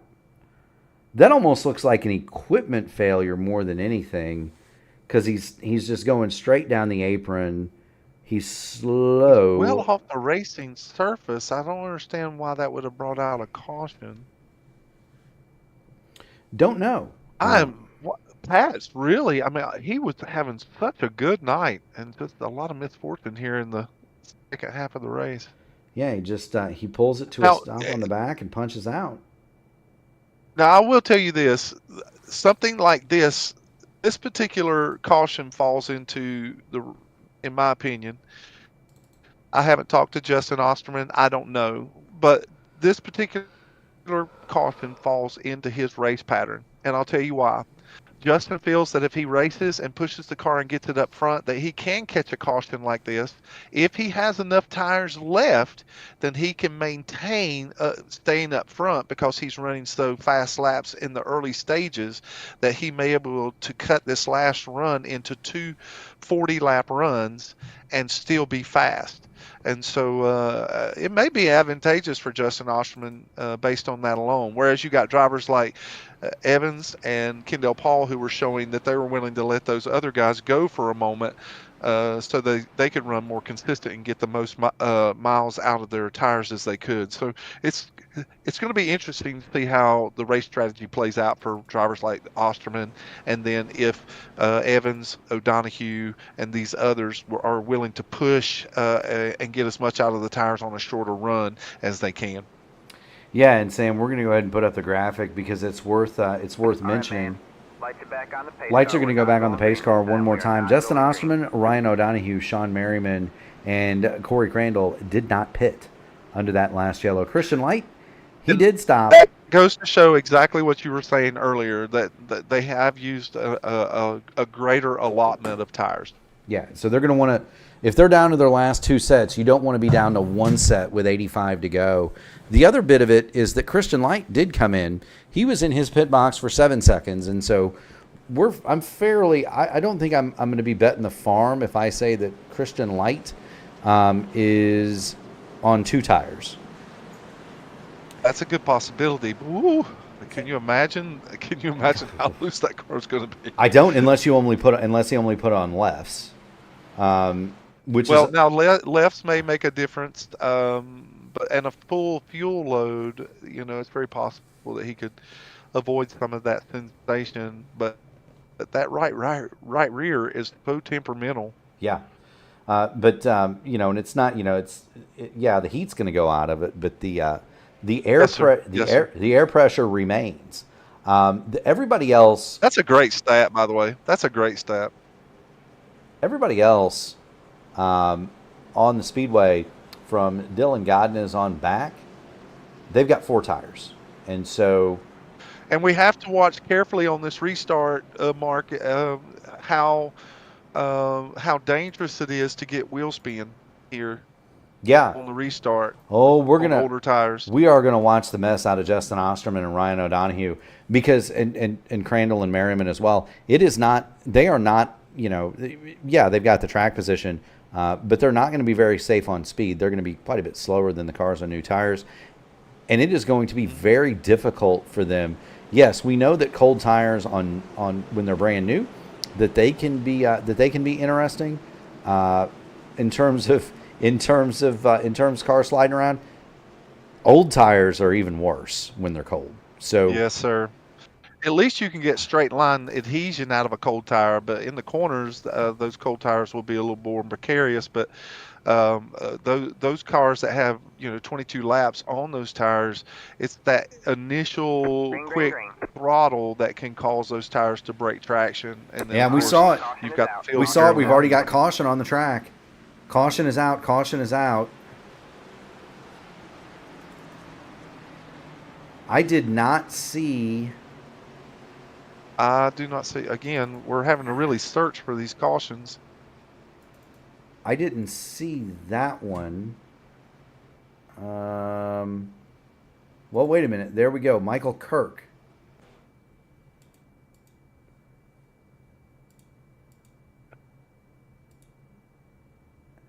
Now, that was interesting. So, Michael Kirk just appeared to be flashing in and out, parked on the front straightaway.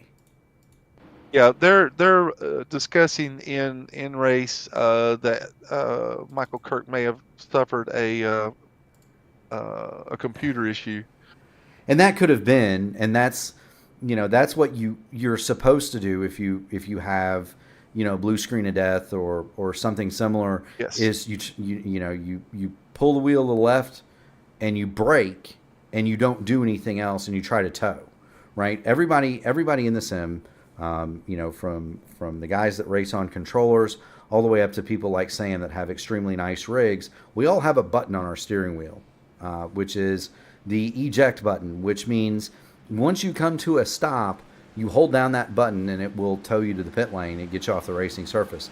That was what Michael Kirk was trying to do. He got to the bottom, he got out of everybody's way, he stopped, and he's holding that button to get out. Unfortunately, if your system is disabled or if there's something wrong, it doesn't recognize the command. It might not recognize the command, or it might take longer. And so I believe the admin, there was an admin that towed him there. But either way, that's... Yeah, actually, right.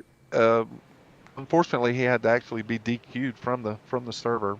Yeah, and so that's the thing, and it's not Michael Kirk's fault. I mean, he didn't do anything wrong, right? No. It's just the way it had to work.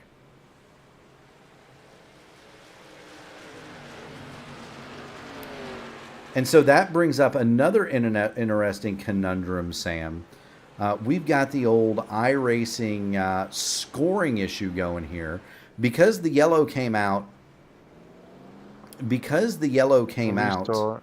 On a restart and not all the cars had crossed the start-finish line, we've got the scoring error, and so they're having to take some time to line these cars up correctly. Extra laps in order to get the field in order. Yeah, and that happens. That is a blessing of being in a league environment. If it was an official, you'd just be, you're just out of luck as the lucky dog flies around and smacks the outside wall. If it's an official, you're out of luck. At least in a league, they can extend the yellows, and they've got admins. There are admins in here, and they can move people into the right spots. It just takes a minute. And then you've got some of these leaders like Justin Osterman, Sean Merriman, Corey Crandall, and all these caution laps really help them in the long run, especially if they're down so many sets of tires, and so it really benefits them in regards to getting the most out of the tires that they have now. It does, and that's a great thought, Sam. If you're Osterman and Merriman, Crandall and Godinez, you're running around out there with or Osterman, Merriman, and Crandall. 20 lap tires, yeah. You're running around out there with old stuff. Every lap that you run under caution is a gift, because it's one more lap that the new tires can't be effective against you. It's also one more lap that your stuff gets to cool off. It's one more lap that I don't know. Do the virtual tires have the holes poked in them so they deflate under yellow, Sam? It's more temperature related than air pressure related. Gotcha. I just wondered. I've never actually looked at the. I've never actually looked at the. No, it's Go ahead. I'm sorry. Yeah, it's all temperature related more than it's air pressure related. Yeah, because it's fixed setups, the temperature matters more than air rating. So gotcha. That was answering your question. Gotcha. And I mean, I haven't looked at the telemetry that close to understand tire pressure. I know it builds. In fixed results, you'll find a difference in fixed racing, but in open setup racing, you'll find that can be the case. But in fixed racing, it is more about temp than it is about air pressure. Copy that. So coming back to the restart, 121 of 200 complete. Justin Osterman, Sean Merriman on your front row. They are on old tires. Meanwhile, Corey Crandall in third is on old ones. Dylan Godinez, he's on fresh ones. We're going to ride on board with the first car on newer tires, yeah.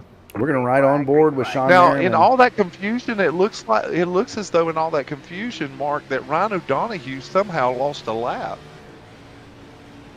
Well, did he pit? He did come in and pit. He came in and pit. Look at how hard Sean Merriman is struggling for grip. He has gone from second to eighth on this restart. Osterman got away clean, as did Crandall on the bottom.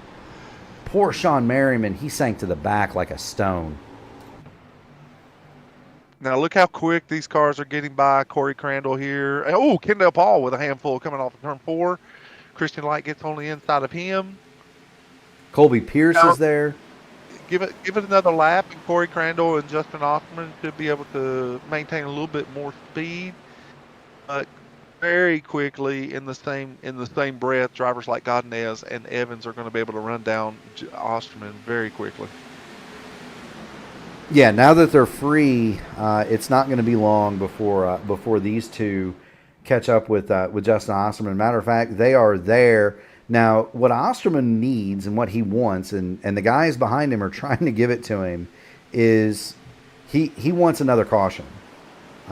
Because the more no question, he's begging for it. Yeah, there's oil everywhere. He's thrown his water bottle and roll bar pad. Debris. It's the French Grand Prix. There's debris out here. It's raining, right? Anything that he can get an admin to throw a caution. Oh, and he gets the caution. He gets another caution. And I hate to say it, but it is the 125 of Brian Sharp. Oh no! So here he is. He's on the bottom. He's going through turns 1 and 2. Here's Brian Sharp. He's in front of the 98. He's fresh behind tires. Sean Merriman. It unloads on that seam so quickly. Yep, and here's Brian, and he hits the seam. Probably, in the angle that he hit that, it'll probably just be wheel damage. I don't know that he hits it all that hard. Here he is. He's got it locked all the way down now. You can see the skew in the front fender though, so I'm thinking that if anything, he'll have some wheel damage on that front left. He avoids the blown engine. Watch out for that tree. But he hit the tree. But Brian Sharp does not avoid the trees. That is 6 in a row for the 125. Justin Kirby checks in. He has billed you right and me wrong on the air pressure question there, Sam. Just so you know, you've been declared the victor of iRacing tire knowledge this evening. What? I actually was right about something? You know, I'm like a broken clock. I'm right twice a day. I need to talk to Mark the Watchman over there at the Joy of Driving and get a new watch. You know, maybe I'll be right more than my broken one. Checks in the mail, Justin. Checks in the mail. Sam, I can hear the thoughts going through, and we're watching Brian Sharp under repair. You're right. It doesn't look too awful bad. You know, I think he'll be, kind of looking at it. I think. No. I believe at the angle that he hit, that is typical for wheel damage more than it is about engine damage, and so I'm hoping that will be the case. Wheel damage is usually repairable kind of quickly on optional repair. Yep. More so than just like the damage that you saw on other cars that were complete front end damage. So hopefully Brian's going to be able to get a lot of that fixed while he's in the pit area. You know, he is. Sharp is not yet rolling. He is going to go a lap down. So and that opened the door for Osterman to go in and get fresh tires. Now he has a few laps fresher tires than the front runners. Well, and he's able now to divide it into two 35 lap runs. And yes, sir. You're right. I am surprised that Corey Crandall did not bring his machine in. Sean Merriman most certainly did, as did the teddy bear Ted Craven. So O'Donohue is 17th. He's on 9-lap tires. He was the lucky dog. Pierce and Osterman, as well as Ted Craven, brought their machines to pit road. The car of Brian Sharp must be a little bit more heavily damaged than we thought. He is entering his second minute of repair. Wow, that is significant. So we're gonna go ahead and show the stint time, because this is where it's at. Godness, Evans, Paul, pretty much everybody at the front, except for Corey Crandall, out for 13 laps. Trevor Benz is going to be an interesting one. He has 8 laps on his current stint. He is going to be 11th or 12th. He's going to be in that 6th row as they line him up. And then everybody from Osterman on back is on freshies with the exception of O'Donohue. Green. He has light use on his tires. The green flag is out. Dylan Godness hits the loud button, and back to green flag action we go, Sam. A big jump there in the Geico restart zone. Actually, I think it's Echo Park now, if I'm not mistaken. Echo Park has taken over those sponsorship duties on the restart zone in Cup racing. Meanwhile, the battle royale for the lead. They're hard in the 3 and 4. The battle for the front has been tremendous, Sam. Kendall Paul wiggles it. Paul again. And we've got Osterman around in the back. All right, man. Caution is out. I was curious about Osterman being so far back in his hard charging that he's done all night long. I was a little curious about how hard he was going to push the car in order to get back up to the front. Yeah, Justin Osterman here. And he hit that same place, that same transitional place in the middle of the racetrack at the apex, and then he just couldn't save it coming off the 4. Yeah, fortunately, he didn't hit anything, and no one hit him. Yeah, the only thing you can do when the car starts to do that little wiggle there, the shimmy and shake coming off of turn number 4, about the only thing you can do is what Osterman did. Let off the gas and just kind of let it go and hope nobody hits you. See, as you look at it, right there, the car is gone. Yes. And yeah, so it's not going to be saved at that point. No, so he does the right thing. He cranks the wheel left and just kind of locks it down, and nobody else hits him, right? Right. We call it a lazy spin. Yeah, it takes a lazy spin. Now, Justin Kirby is right, though, Sam. There goes the goody good He good didn't off. overcorrect. He didn't overcorrect. No, he did the right thing. Got it straightened up and then just let it go. The thing for him now is there goes all the goody good good off of his good years, as Justin has informed us in the chat. And so, Yeah, and Justin's right, because when you get into these slides like this, it increases the tire temp. And then once you've increased the tire temp in a certain segment of the tire life, it actually creates wear. And so a spin like that can cause more wear than what it would be if you ran 5 normal laps. So sometimes it really can be a detriment. you know, it can. And let's take a look at the pit stop counter. That was Osterman's 6th pit stop. So if he's got any tires left, he's got 1 set left, Sam. Speaking of tires, Dylan Godinez, Greg Evans, and Joshua Siegfried, Kendall Paul, Christian Light, those guys all have tires for sale at the moment. This is true. You know what? I miss those days of stock car racing when you would see guys transacting in cash. Right, yeah, right there on the pit lane. On the pit lane. That was a real thing. Money was a real thing. Money would change hands, and then there were guys that Goodyear would give away a set of tires for certain benchmarks and metrics, and so occasionally you would have a kind-hearted driver give a set of tires to somebody else if they had been given for free. But I can visibly remember crew chiefs exchanging money, $100 bills on the pit lane for a fresh set of tires. Yes, sir. I remember those days. Yeah. I remember those days. And they were not, and it was a lot of $100 bills. It was, even back then they were $7,600 a set, $7,500 a set, something like that. Sam? Oh, well, tires have always been at a premium price at these races for years, ever since Goodyear has taken over the duties of providing tires for these particular NASCAR series. And so, yeah, they could get quite pricey. Is why you need those big sponsorship donations in order to be able to afford tires and engineering to make these cars fast and the personnel to make it all come together and work. Yeah, that's one of even still today. That's one of the biggest expenses. The teams lease the tires now; they don't buy them, and the tire lease every year is several $100,000 per car. We go back to green. Dylan Godinez gets the drop, and he's going to streak out to the lead over Joshua Siegfried. Greg Evans, he climbs way up toward the wall. Watch this run. Is he going to get the crossover going down the back? No. I think he let up on purpose. Too early in the run to push it. I would not have pushed that. Well, and Greg is, he's probably observed that Siegfried and Godinez very fast on the short run. They're gonna fall off momentarily here. Well, there's still a lot of racing left. You can pace yourself. You don't have to get everything at the beginning of this run, and then you got some of these drivers that got fresh tires behind them. They're going to be and we got caution on the track again. I'm looking for it, Sam. Yep, there's Lee Campbell's back there.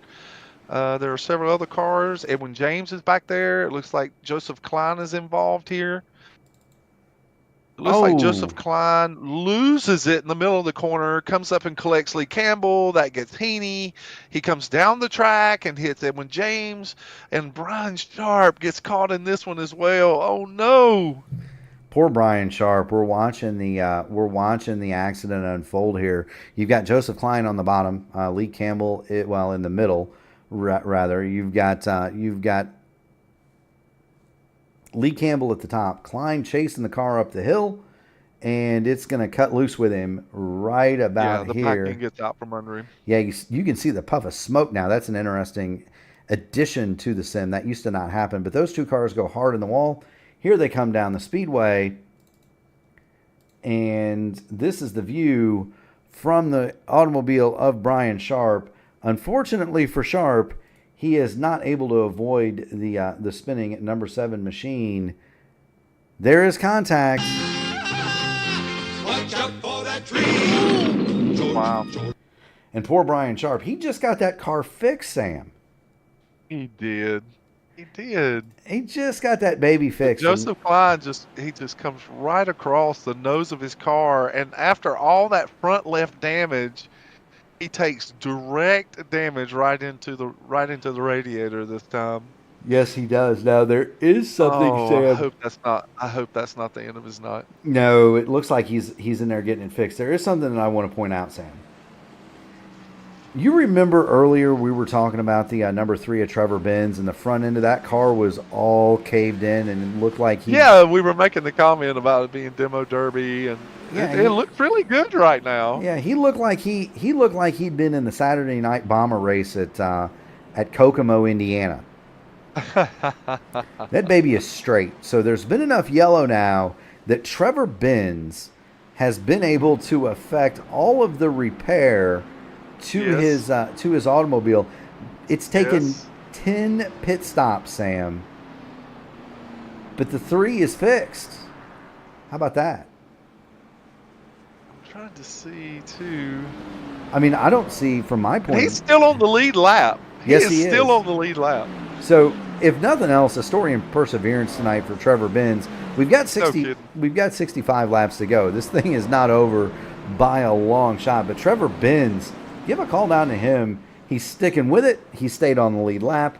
10 pit stops later, his car is fixed, and it's going to be interesting to see. He's usually a fast one. It'd be interesting to see how well he goes from here. Meanwhile, we're going to have a restart. Dylan Godinez leads it from Joshua Siegfried and Greg Evans. And the thing that I'd like to kind of draw your attention to, Sam, is these restarts, the inside line it has had an advantage and quite a bit so over the outside line, and it does naturally. But it seems magnified here, especially on older tires. It seems like the guy in third always gets a much better launch than the cars in second, fourth, or even sixth. Well, the advantage is that because the leader gets the benefit of starting anywhere in the restart zone, that the car that's behind the leader can watch the rear end of that car and get a jump. It's a little harder to watch out your A post to see the leader go. But when you're behind that car, it does give you a little bit of an advantage, and that inside line can take off much quicker. And we see that. Greg Evans is going to go to second. Joshua Siegfried is going to fall back to third. Christian Light has made it to fourth. And a name that we have not called all night, Sam. I called him out earlier. I said, I wonder if he's saving. I said he and Michael Moquin and Nolan Milnes, I thought that they were saving for later in the race. I really felt confident that might be the case. Meanwhile, we've got some cars back here. Kendall Paul, Ryan O'Donohue, Ted Craven, Colby Pierce. They're on fresh tires, and this is interesting. If this ain't a mess, it'll do till the mess gets here. Oh, no question. The spoon is in the pot. There goes Ryan O'Donohue. It's getting stirred up. There goes O'Donohue to the bottom of Kendall Paul. Colby Pierce races on with Ted Craven. Wow, look at that spread of cars in the back of the field. Yeah. They're you got to love this kind of racing. You got to love it. I know that there's some cautions, but the racing is really good. There comes Justin Osterman. We know he came and got himself 4 fresh tires on that last stop. But here comes Osterman. He's going to try to fly back up to the lead. Meanwhile, Greg Evans says, tires, what tires? He sets the fastest lap of the race on 25-year-old set of boots. Now, I will say this. As you were talking about the low line earlier, the track temp has dropped dramatically. We're over 10 degrees from what the track temp was earlier in the race, and so they are going to be able to find a little bit more grip, except on fresh tires. However, the bottom line will be where they save the most tire and make up the most, or save the most wear, and be able to get adequate lap times still off the bottom. And Ryan O'Donohue hits the apron and manages to save the car and keep speed as well as he tries to get around Hodgson. Now we're going to go ahead and replay it. These scenes nearly gave Sam Crow a heart attack. Here goes Ryan O'Donohue. No kidding. Here goes Ryan O'Donohue down. He's trying to get under James Hodgson. Hodgson's kind of already in that low groove, and he gets on the don't spin. Forget it. That's another electric save from Ryan O'Donohue. He races on. He's now side by side with Kendall Paul. They are racing hard for 7th. They've got Christian Light in front of them. Light is on old tires. 3 wide going down the back stretch. Colby Pierce was thinking about making it 4 wide. They've got to get around Christian Light before the tires go bad here. Kendall Paul. Colby Pierce goes up the racetrack. Yeah, I was going to say. They are so close. Now they're 3 wide over there with the 70. Is that it's the 88 and the 35 went 3 wide with Christian Light momentarily in the background. The cars with fresh tires, no, they got to go. If they're going to get to Greg Evans, yes, they have to get to the leaders. They have to get to the leaders and get all the track position that they can get. Since this, if it goes green from here, if they can get as much track position as they can, fresh tires, and if they have 1 set left, they can split. They can burn down as much as they want in this short run, and then pit, give or take, with 40 laps to go, give or take.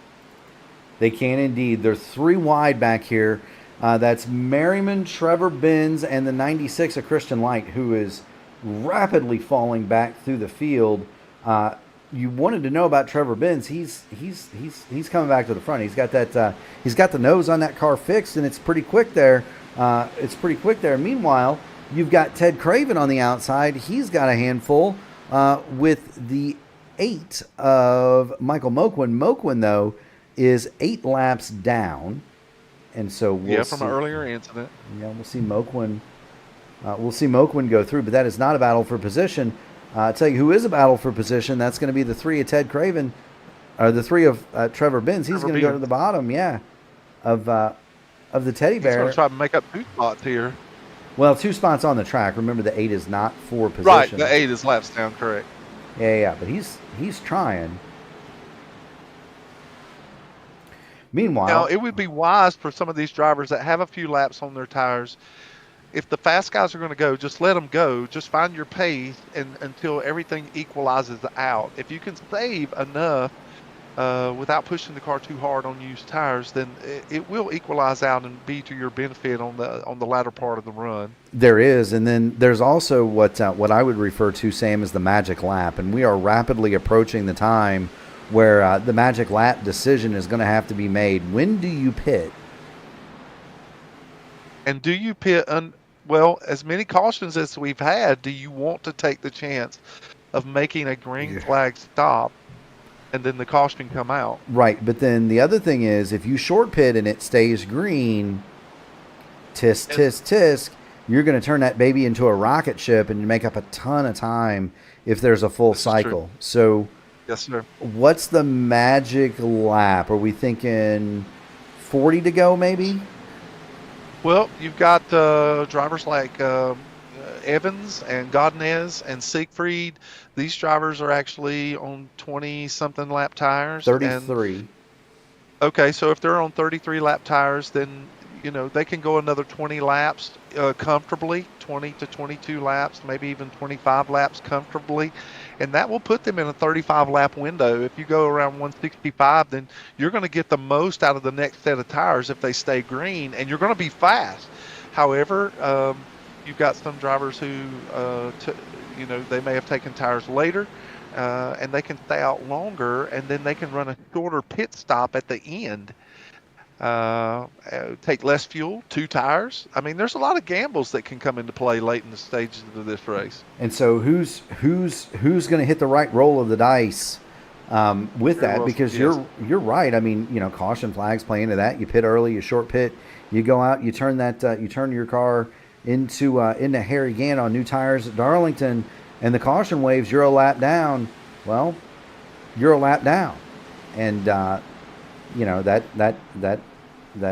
happens, and so you need to be cognizant of that. That's all a part of the calculus. We're coming to get 53 to go. This man right here, we've been watching Justin Osterman, Kendall Paul, Ryan O'Donohue run along.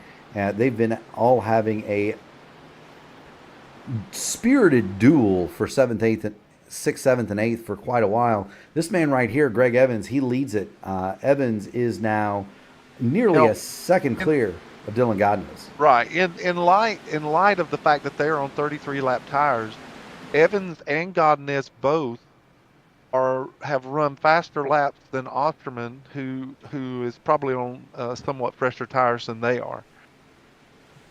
That's a great Those last point. laps were actually faster. That's a great point. 34,760 last time by for Evans. 34,811 for Osterman. 34,819 for Paul. 34,894 for O'Donohue. And those are the cars that have the new tires. So you're very correct. The thing that would get me though, with regard to that, Sam, is thinking about clean air. Is that going to affect Evans? Just he's going to be quicker just by virtue of having the nose in the wind? Well, it will affect the fact that with clean air on the nose of the car, it steers better, it drives better. Clean air is king, especially in these when these cars are demanding so much aerodynamics anyway. Another factor that came to my mind as you were giving out those lap times is that you also have to take into consideration that after Evans and Godinez and Stigford pitted, there were a number of laps that we ran under caution after they got fresh rubber. So they can actually go longer on this run than a typical, say, 55 to 58 lap run. And they did not use up as much tire, which would explain why they are able to turn these laps that are just as fast as the cars that are on newer tires. That's very true. So now your magic number, Mark, now changes. It changes simply based on the fact that you want to get as much. If you're Evans and Godinez and Stigford and Milnes and you're running and you're pulling away from the cars that are behind you, then you want to run this out as long as you can and wait and see what the cars behind you are going to do about pitting, because they're going to be forced to pit so that they can make up time on fresh rubber. If too many of them pit, then you can make the decision and say, okay, enough of those cars have pitted. I need to go in and keep pace with me. Well, and it's about the gap too, and the calculus that involves. No question. Right now, Greg Evans, he's got a 5-second lead, a 4-second lead over Justin Osterman. He's got about 5 seconds over Ryan O'Donohue. The lap times now have equalized between Osterman, who is in a battle for fifth with Nolan Milnes. He's finally going to get the position and move up toward John Hutchins, but he's still 4 seconds back. So, even if new tires are worth a half second a lap, they're only going to be worth that for 5-10 laps max, and then they'll equalize out. And then they'll equalize out. So even if Osterman came in and short pitted right now, he's still not going to catch Greg Evans on raw pace, even if he has a 10 lap run on brand new tires. The only way you'll see the difference would be on the last part of a long run, that you might see an incremental gain for a car that has fresher tires. Whoa, John Hutchins. Hutchins just about lose it off of turn 2. Big slide for John Hutchins. And Osterman is catching him quickly, and it looks like he's going to be able to make up another position there. Yeah, that's Hutchins. And the field is really spread out here, so unless we start seeing some real racing for positions, you could very well see some green flag stops coming up here soon. Yeah, Kirby chimed in the chat. He said, he said the farther back you are, the longer you'd want to go. That's kind of going to be the thing here. The guys that are on the newer tires, I should say, because none of them are new at this point. Justin Osterman's Justin's strategy that the strategy that Justin is implying here, and he's right. There's a lot of drivers that if you're back in the pack and you want to stay out and make the most of the run, the strategy that plays out there is that you stay on track as long as you can in hopes that you catch a caution. Typically what you'd see in those instances is that if you stay out, if you go a lap down, you pit immediately. Because after you're a lap down, then any advantage of staying out is completely gone. Yep. Do want to thank everybody. Do want to just chime in here. We're watching Justin Osterman and John Hutchins battle for 4th and 5th on the racetrack. Do want to thank everybody who's tuned into the broadcast tonight. Another awesome crowd of viewers. If you have not already done so, easiest things you can do to support the P1 Broadcasting Network, the American Motorsports Association, smash the like button on the video, ring the bell to subscribe to the channel. We are in the midst of a drive to 1,000 subscribers, and we know that about half of the people that watch these races do not subscribe. So if you haven't already done so, ring the bell. It is 100% free.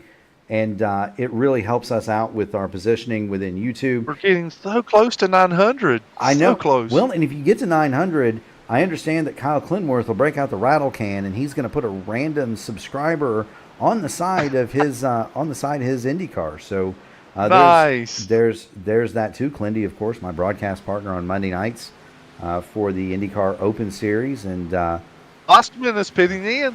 Osterman has just announced he's coming in for fresh rubber. Well, he didn't. This could very well be his last set. Yeah, he's just said, look, I'm going to divide it in half.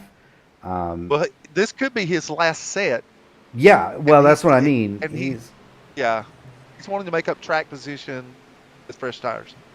Okay, so there's Justin Osterman. He's coming into pit lane. Meanwhile, Greg Evans has pulled a 2-second lead, and there you see the interval back to Dylan Godnez. Godnez is the spec at the top of your screen, and then you can see the interval back to Joshua Siegfried in third. From Siegfried back, James Hodgson has just announced his pit stop. Well, and that's the thing. Now that there's been one come, we're going to see. Yes, it does. It does cause an avalanche. Yeah, you're going decisions. Yes. You're going to see that happen. So here comes Hodgson, excuse me. He's coming down the pit lane. We are waiting on anybody else momentarily. I called it about 40 laps was going to be that. You did. 40 to I was go. thinking around 35, but you did say 40. Well, that's going to be the gamblers, right? I still think, I still think you're going to see. I still think you're going to see Greg Evans kind of watch and wait here. I think 35 is probably about right, maybe 30 for him. Osterman just came by on his outlap, so we're going to watch Justin Osterman just to see what kind of lap time he's going to turn in here. Get the telemetry up. Last time by for reference, Greg Evans 35.314. Evans was the fastest car on the Speedway the last time. He does a 35.213 this time. Here comes Justin Osterman, his first race back. Or his first lap back. First lap back. Well, this will be his second lap. Well, second lap back. After the pit stop. Yep, second lap back, 33. This will be a hot lap. This will be a hot lap. You're right. And it was hot, 33.903. Wow, which 2 is seconds. Yeah, well, a second and a half. 1.3, 1.4. But his problem now, Osterman's, is he's in traffic. And so he's having to thread his way through Merriman, Pierce. And there's a ton of it ahead of him here. Yeah, Kendall Paul, Corey Crandall. He's going to swing it down, that time through 34.254. And they're racing side by side ahead of him. Knowing Osterman, though, he's probably going to take some chances here and run the middle. Yeah, he did get through them, and those aren't positions to sneeze at. These are top 10 cars racing for position. He's going to pull up on Trevor Benz. He was a second quicker than Greg Evans that time. Remember, it was about a 4-second delta. Right. As we have more drivers now that are calling pit stops, Nolan Milnes, Eric Corder, others are calling out their pit stops. They are indeed. And then you have drivers like Evans and Godnez and Siegfried, who are all up front right now, who have proved that they can turn hot laps even on older tires. Yeah, just to illustrate, these guys, they're ready to turn some fast laps. It's just interesting to see how long they're going to stay out here. Because Osterman is making up a lot of track position. He is making up a lot of track position. Yes, he is. If everything cycled out right now, when Greg Evans and Dylan Godnez come to the pit lane, Justin Osterman does figure to be the leader. The issue for him is going to be when they come to pit lane, that advantage is going to reverse. They're going to be the fast cars on the racetrack. His tires are going to be dying, And it's going to be the tortoise and the hare, but in reverse. Right now, he's the chaser. They will be the chasers. Greg Evans is going to come by one more time. And the reason that we're focusing on him is he is the last piece in the puzzle. 35.3 that time by for Greg Evans. Justin Osterman, 34.072. So 1.3 seconds.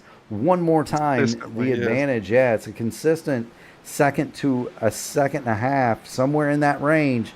The advantage, and you got to wonder how long is Greg Evans going to stay out on those old tires. He's 53 laps into his current run. And then you may have some drivers that will push their run, like Corey Crandall, who has used a lot of his allotment of tires tonight. He could very well stay out for, as Justin Kirby was alluding to in chat, he could be one of those drivers that says, I'm going to stay out as long as I can. Trevor Benz, Ryan O'Donoghue, all of those drivers could very well be pushing that kind of strategy to stay out as long as they can. Well, and I've got one more for you. You said the window here was, what'd you say the maximum was, Sam? We thought I was thinking around 165 would be a good place, but because they had so many laps of caution on those tires, they could have bought themselves an extra 10 laps easily. Now, hear me out. I'm going to be the fly in the ointment. We've had a lot of caution since those cars. Are you waxing all biblical on me here? Okay. I might be the fly speck in the corner of the picture. We've got cars that stopped 34 laps ago. They have had some caution between their stop and current. What'd you say the maximum number of laps they could run was again, Sam? Depending on throttle control, there is as many as 58 laps or more that they might be. I think anything above 58 would really be pushing it, but I think 58 is achievable. Now, they had some caution in there, Sam. There were cars that stopped 34 laps ago. We've got 31 to go. That is 65 laps. I think that there's just no way. I don't think you can stretch it that far. With cautions, laps, you had cautions. Very possible. Yeah, no, you're right. With caution laps, it could be possible. I think you might have somebody like Colby Pierce out here coasting around trying to save himself some gas. And turn it into a fuel mileage race. Absolutely. And why not? No, I agree, because when you pit, as soon as your car will register 60 until you start to get off the pit lane, and then it'll go down to about 59, and then just depending on how much you use the throttle, if you use a lot of throttle, it could be 58, 50, anywhere between 56 and 58 laps maybe. Well, and I'm kind of watching Evans too. He's noted as being a guy that's able to go fast and get roughly the same gas mileage as a Volkswagen Beetle. He is getting ready to turn lap number 58, as is Dylan Godnez. How long he stays out is going to tell me a lot about how long the guys that have 36 laps on their current run, how long can they stay out? And I can guarantee you. Go ahead. I can guarantee you, Kendall Paul running around there 35.653. That guy is coasting. It could very well. I did not realize that there were drivers that had pitted within that window, and then of course with the caution laps. They're going to have to stretch it, and they better pray there's not a green-white checker. But Evans is not. He's not alluding that he's going to be pitting anytime soon. In fact, he had just told the 53 to go on by him. Yeah, he's trying to stretch it as long as he can. I think Greg kind of realizes the game that's being played here. Frame of mind, he needs a caution. Well, maybe, or he just wants to stay out as long as humanly possible. So is Dylan Godnez. Godnez now 6 seconds back. It's not like smoke on the pit lane. Yeah, there was a car that spun down there. Michael Moquin is the car on the pit road. We've had people bail on that strategy that we were talking about. Ayers is on the pit road. As is Trevor Benz. Joshua Siegfried has come. Where is our pit reporter when we need one? Well, I think they're all off racing Indy cars, to be honest with you. Okay, Dylan Godnez just announced that he'll be pitting, and he pitted with Evans. He pitted with Evans. Yeah, so that's 60 laps. So Dylan Godnez just called out his. Now, I told you they probably had 10 laps to the good with the caution laps that they had, and so Dylan Godnez has just called out his pit. Oh, be careful! Slow down. Dylan Godden is awfully quick on the pit road. He makes it, though, and here comes Greg Evans. He's still out there. He's still circulating. The speculation in the chat is that Evans is trying to build a could gap. be making a short pit of this with 2 tires. We don't know. We don't. That's you're absolutely right. Here comes Evans. He is going to go one more time, and so this tells me that those guys that are out there, the O'Donohues and so forth, Evans is faster than them right now. Corey Crandall and Ryan O'Donohue just ran 35.9. They could be in full. If you have someone on fresh tires, a light fuel load, trying to race cars that are preserving and trying to conserve as much fuel as they can, and Evans just announces his pit this time by, then he could run hot laps in a fashion enough that he might be able to catch them. Well, and he's so far ahead, I don't know that he's even going to lose a lap here. He's 12 seconds ahead as he hits. No, he pit won't road. lose a lap. No, there's no way he'll lose a lap unless he has a catastrophic pit stop. Well, and Greg Evans not known for the catastrophic pit stops. We're going to focus in on the driver of the deuce as he pulls it down pit lane. Corey Crandall is going to flash by and assume the lead now. Here comes Evans. I guarantee you we're going to see the lights go up. There they go. Now, is he going to get 2 as Sam thought he might, or are we going to get 4? I think Greg will get 4 tires. The left side of the car is up, so he's going to get 4 tires here. He's going to get the fuel load to finish the race. We're still a little over 20 laps remaining in the race. He does indeed. 14.4 seconds in the box. Greg Evans goes back out on the pit lane. That's a long stop. Oh, he didn't catch it very well, did he? Well, he's going to get really on the high side of a stop. He's going to get out. He's going to get out without losing a lap. And that deuce is going to be lightning quick. Here's the tail of the tape, though. Justin Osterman is. Godinez actually pitted before him. Godinez did, but he gets out ahead of Godinez. Here's the number. He sure did. Wow, what a pit stop. Here's the number. Justin Osterman is 6 seconds up the road from Greg Evans right now. Okay. So that's the number. Timing, yeah. Here's the other one. Corey Crandall is your leader.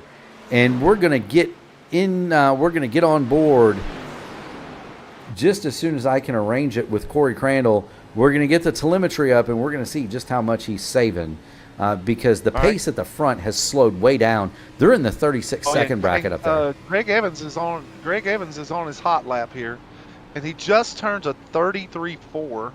Yeah, we just popped it up on the screen. That's his first hot lap. Yeah, we just popped it up. That's the fastest lap of the race. Trying to glean. Now he's catching traffic. Oh, this is going to be interesting because Langley has decided to go on the inside.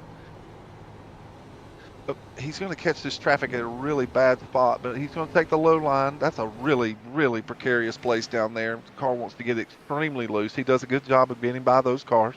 Yes, he does. And he now cut 2 seconds off of that lead. He cut 2 seconds off of that on that one lap alone. Well, Corey Crandall isn't cutting the motor off, but he is definitely in full save mode. 36.3 that last time by. Greg Evans nearly 3 seconds faster. Hey, Mark, I've just thought of this. Now, this is not everyone does this, but it is a common practice for drivers that are working on trying to save fuel in races like this. I wonder if any of those drivers that are conserving fuel in the front, I wonder if they're clutching the car. And for those that are watching the broadcast, usually there are drivers that have learned how when they go into the corner, they will push the clutch in on the car in these races in order to conserve fuel, and it actually helps the car turn better when you let out on the clutch in the apex. So I'm curious if there are any drivers up there that are clutching in order to conserve fuel and preserve the best finish that they can get. We just rode on board with Corey Crandall. He was not. Ryan O'Donohue just made the pass for the lead. You were on board with O'Donohue when that happened. O'Donohue is not. We will go to third place. Colby Pierce, who runs right behind this battle. Those are the two leaders out the windshield. Colby Pierce is not clutching and coasting. They're just lifting. Greg Evans has caught Osterman, and he is blazing past him. Yeah, a second and a half a lap is the difference between those two. Kendall Paul is clutching and coasting. So there you see it. I want everybody. I want everybody at home to watch this. So Kendall Paul is going to go down and he's going to go down into turn number. He's going to go down the back. He's going to be full throttle and watch the tack. Boom! It's gone. It drops out. So what he's doing, just for the fans at home, he's going down in the corner. He's lifting in his normal spot. He's pressing in the clutch and he's hitting the kill switch. Whenever he wants to go again, he lets off the clutch, the car bump starts, and he drives off the corner. That's you correct. Save enormous amounts of fuel when you do that. This is true. Um, And it is, for some drivers, it is a manageable way to drive the car in the corners. Yeah, I mean, you hear all sorts of stories. We're going to watch Kendall Paul just a second. The difference between him and Greg Evans, though, is about 3.5 seconds. So Kendall Paul is going to have to get going. Greg Evans is going to be there in a couple of laps. But the whole thing that I wanted to point out with Kendall Paul and him clutching and coasting, you see that, if you watch a NASCAR race closely, you'll see that happen in fuel mileage races. You'll also in fuel mileage races. That's correct. Yeah, go back and watch the 100th Indianapolis 500. Alexander Rossi, if you want to talk about crazy, he was doing it in an IndyCar at Indianapolis, driving it with the kill switch. I remember being at that race, and it was eerie because he was in a running position on the track where he was more or less by himself for the last 3 or 4 laps, and that car would come by you and it would be silent because he had the clutch in and the car was shut off. Mm-hmm. You could you could hear it in the grandstand. It was eerie. But hey, he won the race. He took the check. He's got his face on the trophy. It worked, right?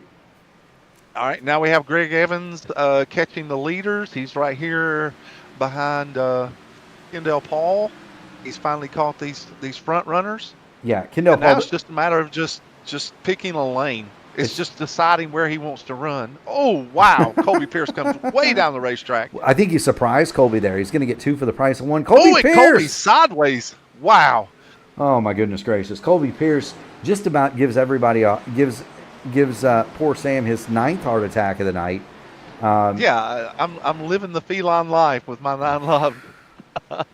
And Corey Crandall and Ryan O'Donohue are now just the only 2 cars ahead of Greg Evans as he sees them side by side racing for a position. He really has plenty of laps to make a decision.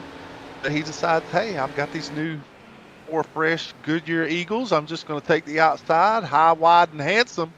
And now the Deuce is back in the lead. Yeah, Harry Gann approved of that line. And look, it's not as though the strategy there for Crandall, O'Donohue, Pierce, Paul. No, sir. Has been just smart driving. For naught. They're going to finish, if everything holds true, they're going to finish probably 3rd to 6th. Well, there's still 12 laps left in the race, so I mean, there's still some things to be played out here. Dylan Godinez is still making his way up through the field. As is Osterman. They're far back though. They're 6-7 seconds behind these cars. Yes, sir. What I'm kind of looking at, but Godinez's tires are 1 lap fresher or 1 lap older than Evans. That's quite true, and they are running the same pace. The issue is Godinez isn't as close as Evans was. Where was Siegfried in relation to those last pit stops? Because he was running 3rd when we started going into green flag pit stops. Yeah, he's got 8 laps older. He's got 10 lap older 10 lap older tires than Greg Evans. And the way this is going to play out, Sam, I think, is Evans, barring anything wild, is going to win the race. I think Siegfried is probably going to pull in a second. It's Godinez and Osterman might get to 3rd and 4th, and then you're going to have O'Donohue, Crandall, Pierce, and Paul follow them home.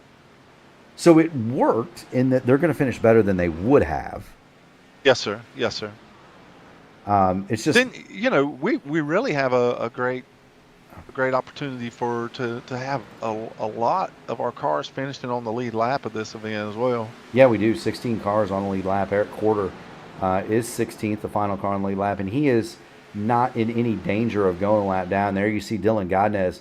He is flying around the cars that are just trying to save it to make it to the end. Colby Pierce sideways again. Does he save it? Oh, he saves it. He saves it. Holy No Moses. caution? No. Well, No we're going to caution? have one now. The 46 is spinning the inside. Oh, the 53 Osterman is out of Man, control. Caution is out. Caution is out.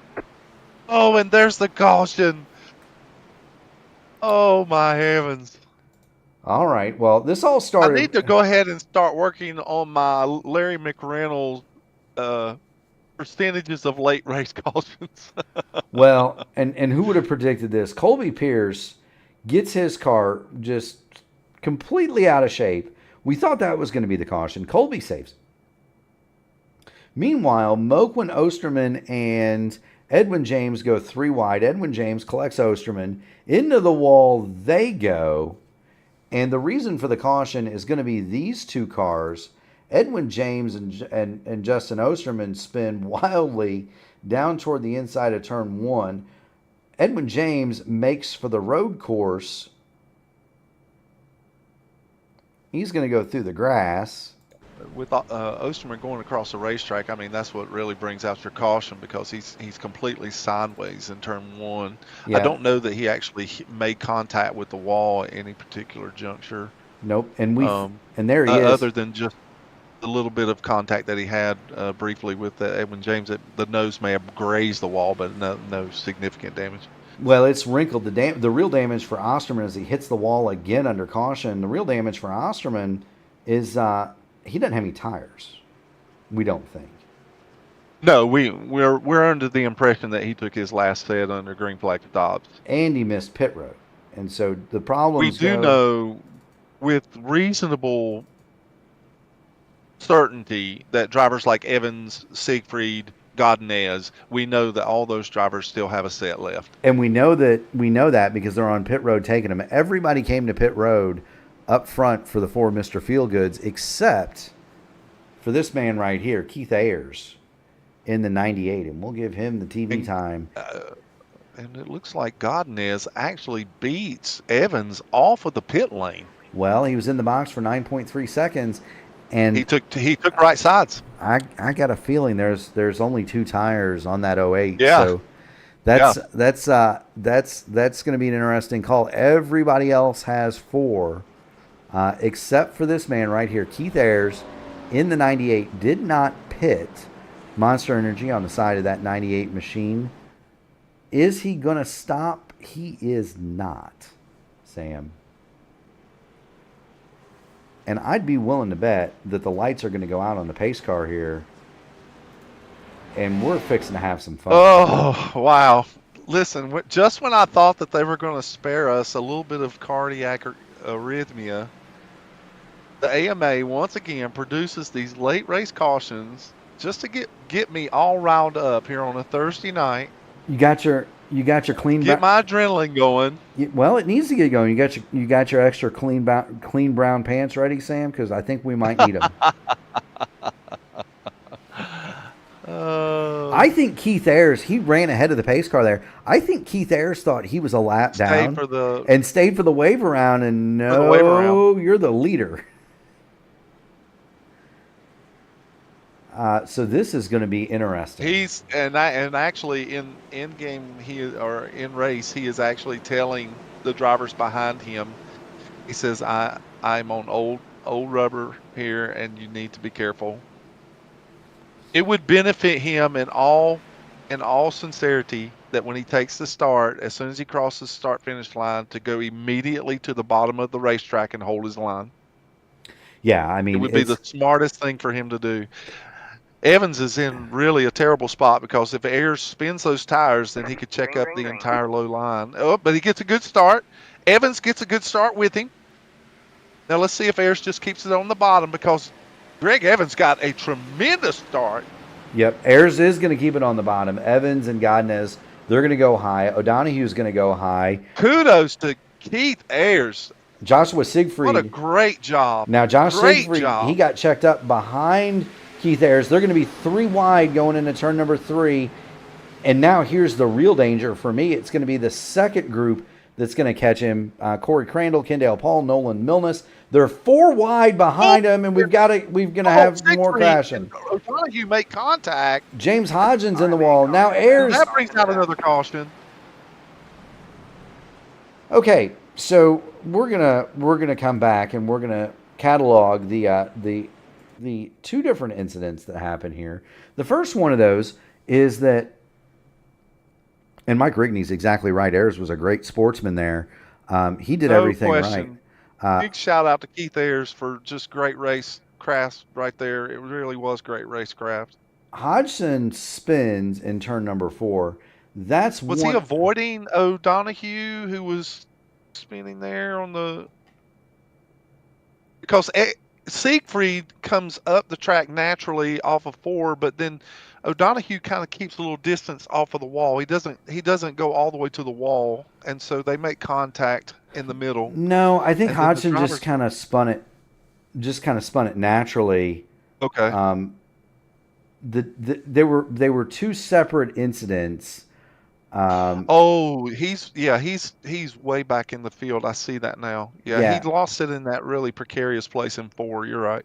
Now, O'Donoghue touched the wall, and he's going to start spinning almost across the start-finish line, and that's what collects Keith Ayers.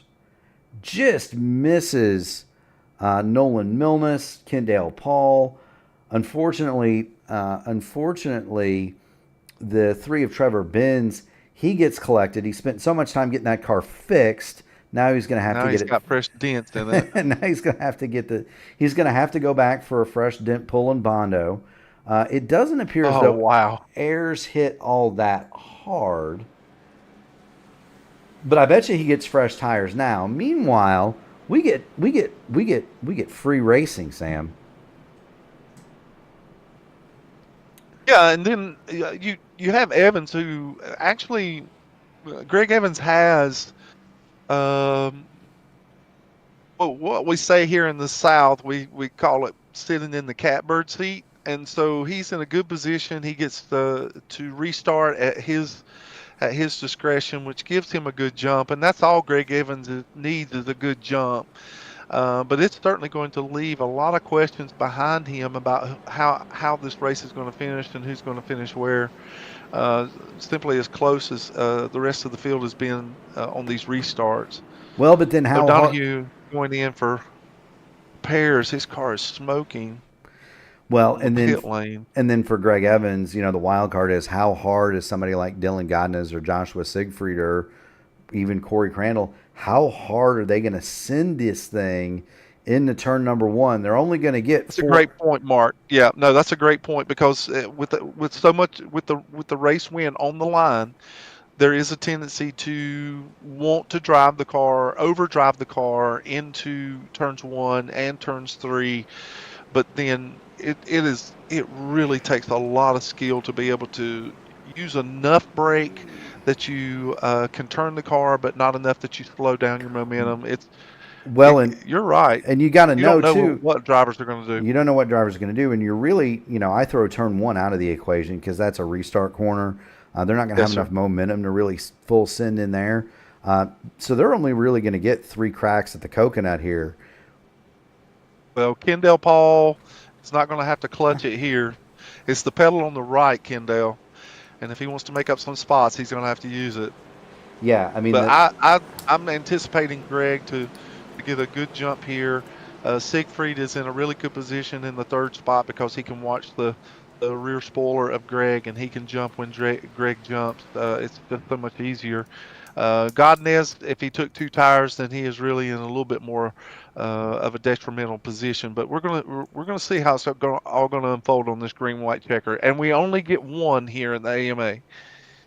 Green flag, green flag. Green flag is Big out. Jump. Racing resumes. Greg Evans gets a wonderful That is jump. not a bad start by Dylan Godnez. I'm going to tell you, that's not a bad start. No, it is not. He and Joshua Siegfried are going to do battle for 2nd. Meanwhile, Greg Evans streaks out and races away. He's got 3/10 in hand as they come off of turn number 2. Everybody safely. What a great start by Dylan Godinez. Yes, sir. Everybody safely down the backstretch. Into turn number 3 goes Evans. Siegfried and Godness side by side for second. Door They to door, touch. touching doors. They touch. Greg Evans has Just the white. enough that Siegfried gets the advantage. Greg Evans has the white flag. Next flag will win the race. He has a. Nolan Milnes has decided to show his hand here late in the race, trying to get a podium position from Dylan Godinez. Most certainly is. They're all going to come up short, though, in this man. Greg Evans in the deuce. He sails it into turn number 3. He made up 0.6 of a second in 2 green flags, 0.7 of a second in 2 green flag laps. This was a clinic tonight by Greg Evans. A clinic. What a great race by Greg Evans. And then the other 2 cars that ran in the top 3 most of the night, Joshua Siegfried, Dylan Godinez, those 2 guys are well worthy of those podium positions as they ran up there most of the night. What a fantastic race by that top 3. And really, for us to end the race with 17 cars on the lead lap is just tremendous. So kudos to the drivers here at the AMA. You know, it most certainly is. And the winner tonight, well-deserved. Greg Evans, he's going to bring it home in the top spot. Joshua Siegfried is going to be second. Dylan Godinez rounds out the podium. Nolan Milnes is 4th.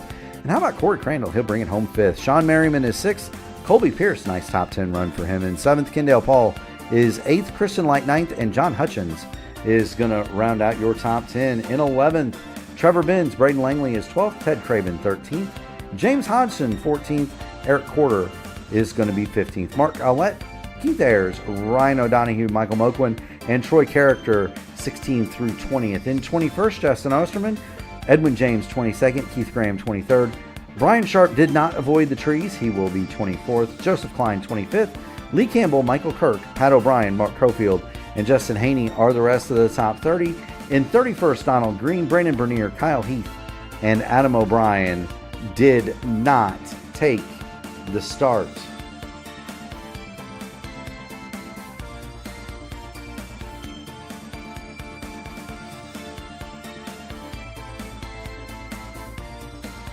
What a good race.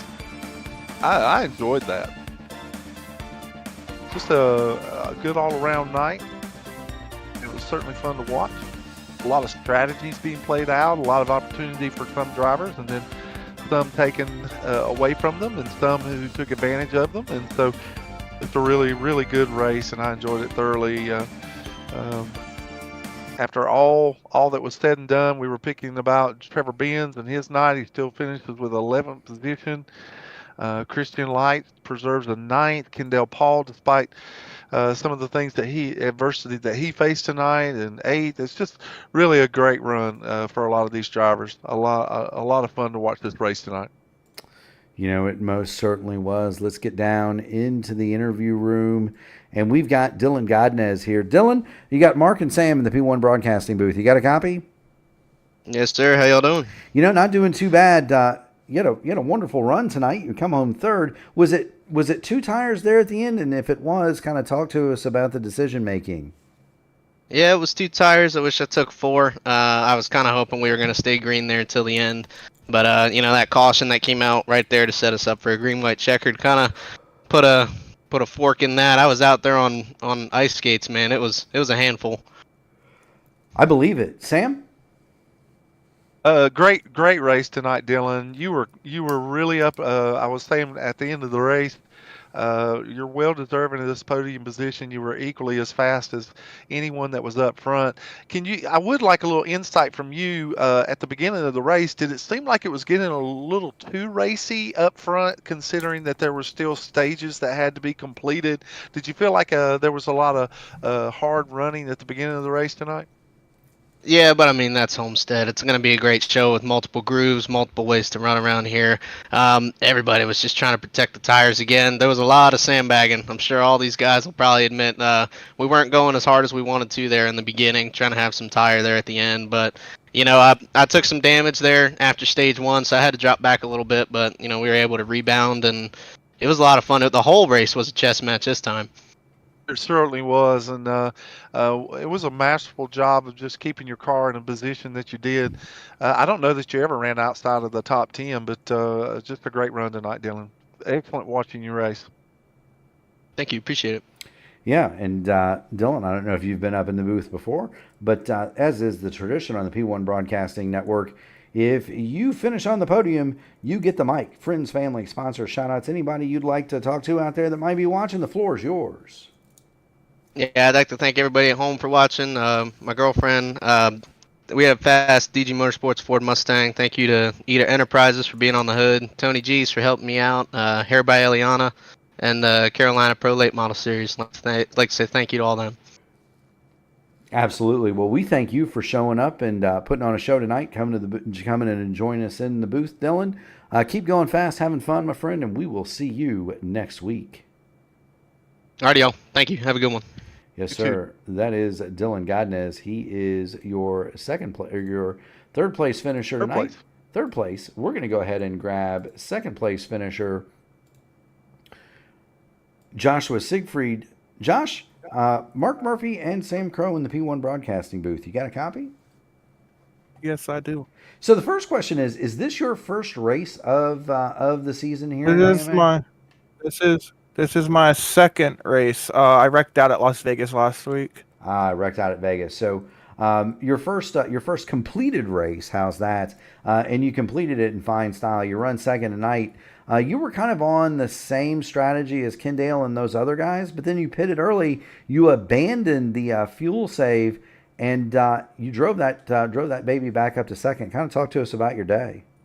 Oh well, I'm speechless. Honestly, I felt like Homestead's a hard track, but I don't even know where to start. Like, I mean, I had a little bit of something for Greg there, but I don't know what else I could have done. But other than that, yeah, the race went good. Our pit stops were good. I wanted to go green on that last run, but I just decided to pit there and see what else I could have done. I mean, my tires were bad, so. Well, Joshua, it was a great run tonight. As I was telling Dylan when he was in here as well, the position that you have here in the top three is well deserved. You were clearly one of the fastest cars. You were our pole sitter for the night, and so I'm sorry you were second place on the grid tonight, but still you proved you had plenty of speed. I was just a little curious after the green flag stops, did you feel like you could make up enough ground? Without that late race caution, did you feel like you could make up enough ground after green flag stops that you could still fit it in with that podium position? Because I'll be honest with you, no, because once my tires would heat up, I was starting to lose rear grip. So I mean, honestly, I wouldn't have had anything anyways. Well, I appreciate the transparency. The car became a handful, of course, once you got so much heat in the tires. Yeah. Well, it wasn't enough of a handful to preclude you from finishing second to a pretty rapid Greg Evans. Great finish. It is a great finish, and we do thank you for joining us in the booth, as is the tradition here at P1. If you finish on the podium, you get the mic. Friends, family, sponsors, shout-outs. The floor is yours, Joshua. Want to thank, honestly, I have JS Derby cars on YouTube on my car. If you guys want to go check that out. I want to thank you guys for broadcasting. I mean, this league is fun. Kendall has an excellent league going on here. I'm really happy for the season to continue. Yeah, well, we're happy to have you, and we're happy to have you at future races. Keep going fast and having fun, Mr. Siegfried, and we will see you next week. Congratulations, Joshua. You too. That is Joshua Siegfried. He is going to run second tonight, and the man of the hour is upcoming. We're going to see if we can't get Greg Evans in this booth. And Greg, you've got Mark and Sam in the P1 Broadcasting booth. You're getting to be a regular up here, my man. That's what I like to hear. I mean, winning's always fun. It is always fun. It is always fun. You had your cheering section in the chat. Certainly, Mike Rigney, Justin Kirby. They were in there. Yeah, Cannon, Mr. Cannon. yeah, Cannon was in there too. They're all giving you their kudos. Talk to us about your day. I don't want to say you made it look easy, but you kind of did. You got to the front and pretty much stayed there, pulled away at will, and then you turned on the jets at the end, my friend, and you were gone. Yeah, man, I really practiced, long run speed and trying to knowing where I wanted it to be throughout the race. And starting up front with the qualifying, that helped out a lot. I think we started third. But man, the setup just really felt like it played into my strategy. It was really loose, and I was just trying to stay glued to the bottom. I tried the top a few times, but just never really was able to make anything out of it. But yeah, man, once I kind of let the first segment play out about halfway through, and then I decided to see what I had, and then I thought maybe I'd shown too much that first segment, and it seemed like the second segment, Kendall was trying to, almost like he wasn't wanting to pass me. He was kind of just riding there and waiting, and I was like, oh, this ain't gonna be good. But man, that last run, there was a lot of different strategies that played out, and it was good to see that. It was good to see the green flag runs, the cautions that broke it up a little bit, and whenever Kendall and I think the 14 and a couple other guys pitted with like 66 laps to go, I thought I'd made the wrong mistake or wrong choice, and just got a good restart. I was able to get out front, and I think clean air was just pretty much king. I didn't mind running second or third for a while, just to save tires, but once you could get out front, you could really stretch your legs there. Yeah, Greg, I was watching several moments in the race where I felt like you were really playing out what I call the Evans strategy, where you're just wanting to run consistent lap times, especially in the first two stages. However, when that green flag run there late in the race played itself out, and you were one of the last ones actually to pit, and you're getting close to that 25 lap margin, 20 to 25 laps, and you're pitting and you come back out. Greg, can you just give us a little insight about what your mindset is when you're 22 seconds behind the leader, but now you outside of Joshua Siegfried, who actually pitted just a few laps before you. Can you just give us a little insight about what's going through your mind and how you want things to play out at that particular point? Because I know that late race caution gave you a little bit of a scare, but I'm a little more curious about what your thought processes are when you're 22 seconds behind and you only have around 20 laps to make up that ground. Well, it actually kind of played in even before that. Once I cleared the 08, I was kind of watching to see what those guys were doing that took tires, and I knew that they were going to be, I didn't know if they were going to try to make it on fuel, but I knew it would be close. So once I kind of got a gap on the 08, and I was trying to save some tires for a little bit, and then I was thinking about strategy in my head and thinking, well, I can go ahead and push here and try to build a huge gap, as much gap as I can on second, third, fourth, and the guys who are trying to save fuel if that's what their plan is. So that way when I come down, I thought some guys might do 2 tires on that last pit stop because it only needed, I think, 7 gallons of fuel. Yeah, and Dylan Godinez did take 2. Yeah, I thought maybe he did. So that's when I tried to stretch it out that second to last run. And then we come out, on the fresh tires. And I honestly didn't know it was that big of a gap. But I noticed that when I got down to like 10 seconds back, I started really, knocking them off. And once I got in front of those guys, I actually backed way off. I was running about the same lap times as the 14 was, just in case the caution came out. And of course I didn't want to see the caution, but I knew at that point with 9 to go, everybody was coming to get tires. And you still had a set. Yeah, I still had 1 set, so that worked out in our favor there. Well, I'll tell you what else? I'll tell you what else works in your favor, Greg. The style points on those donuts. You got a 7 from everybody, even the East German judge. Those babies were tight. They were perfect. I could never do that. So get the donuts that were in that perfect circle like that. So kudos to you, sir. You win the race. You get the trophy. You also get the mic. Shout outs, friends, family, sponsors. The floor is yours. Yeah, I gotta thank Sam Crow for teaching me how to do that burnout. He's the one that showed me how to do that. When's he going to And teach me how to do that? yeah, he's good at it, man. I could have used But that Monday night, and he hasn't taught me. we'll have a class one evening. He can host it for us. But got to thank Sim Magic, Sim Labs, Freightliner.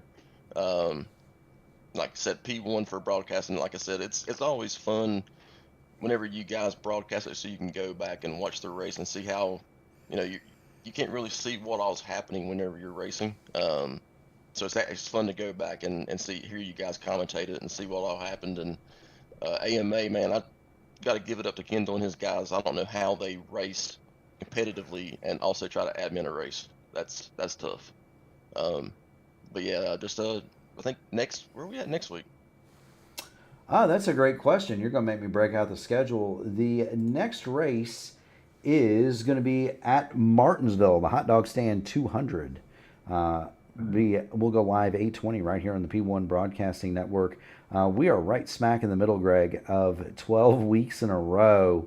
It's going to go every Thursday night through May the 1st. We've got Martinsville, then Darlington, Bristol, Rockingham. Sam wants to race at Rockingham, so we'll have to figure that out. Talladega and Texas is going to round out that 12 weeks in a row. But yeah, Martinsville next week. How's the short track skills these days? It's been a while. So we'll have to wait and see. Martinsville, man, it's always, I hate to say it, it's almost like unless you're leading a race, it's almost like a Talladega or a Daytona. A lot of luck plays in it. There's a lot of cautions usually. Yes, sir. So, I mean, there's so many factors that can come into play. Yeah, I mean, you can have the fastest car and pit strategy put you in the back, and then you just get tore up and wadded up. So, that's true. We'll have to wait and see. I mean, I feel like I'm pretty good there. But like I said, there's a lot of quick guys over here, and just trying to learn, everybody and how they race, and it'll be an interesting race next week for sure. But I think we need to get Sam out of the booth and let him be like an in-race reporter one day and just see what he can do with us down here. Jesper Orman. I think I'm gonna leave it to the pros. I'll stay up here in the booth with Mark. It's much safer and more. I gain more wisdom hanging around with Mark. I don't know that I have any wisdom to offer Sam, but I will say this. Jesper Orman once accused me of being able to talk in Discord faster than I was driving, and I was qualifying for the Open Wheels 500 at the time. So do thank you for dropping in, Greg. Thank you so much for all that you do. Greg, you ran a great race, man. Congratulations. For the sport. Congratulations, and we will see you next week, buddy. I appreciate it, guys. Y'all have a good week, and we'll see you next Thursday. Yes, sir. You too, my friend. That is Greg Evans. He is going to run second tonight. And Sam, we were treated to yet another stellar AMA show.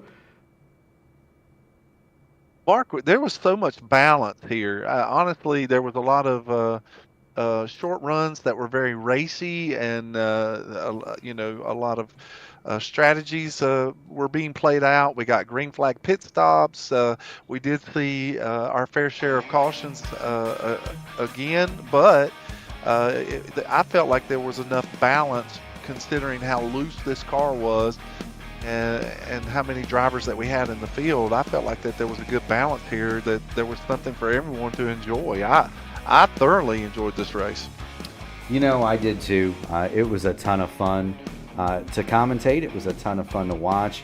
It's always fun to have a race with different strategies, varying approaches. It's one of the reasons that we love leagues like the ISRA, AMA. You get to see guys trying to save gas. You get to see guys going flat out. You get to see some guys doing the in-between thing. Tonight, it was Greg Evans. He played the tortoise, or he played the hare.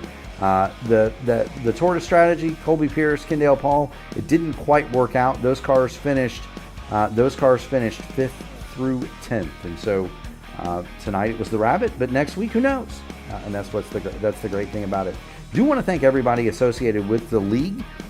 First of all, the sponsors of the American Motorsport Association, Blackmagic Studios, Admin Box, Archway Industrial Coatings, Track Racer, and Rogue Energy. They mentioned, Greg mentioned he couldn't understand how they were able to admin and race at the same time. Well, it's because we all have admin boxes and we're able to do that. So if you want Amen. to, if you want to, Good shout out to the sponsor. yeah.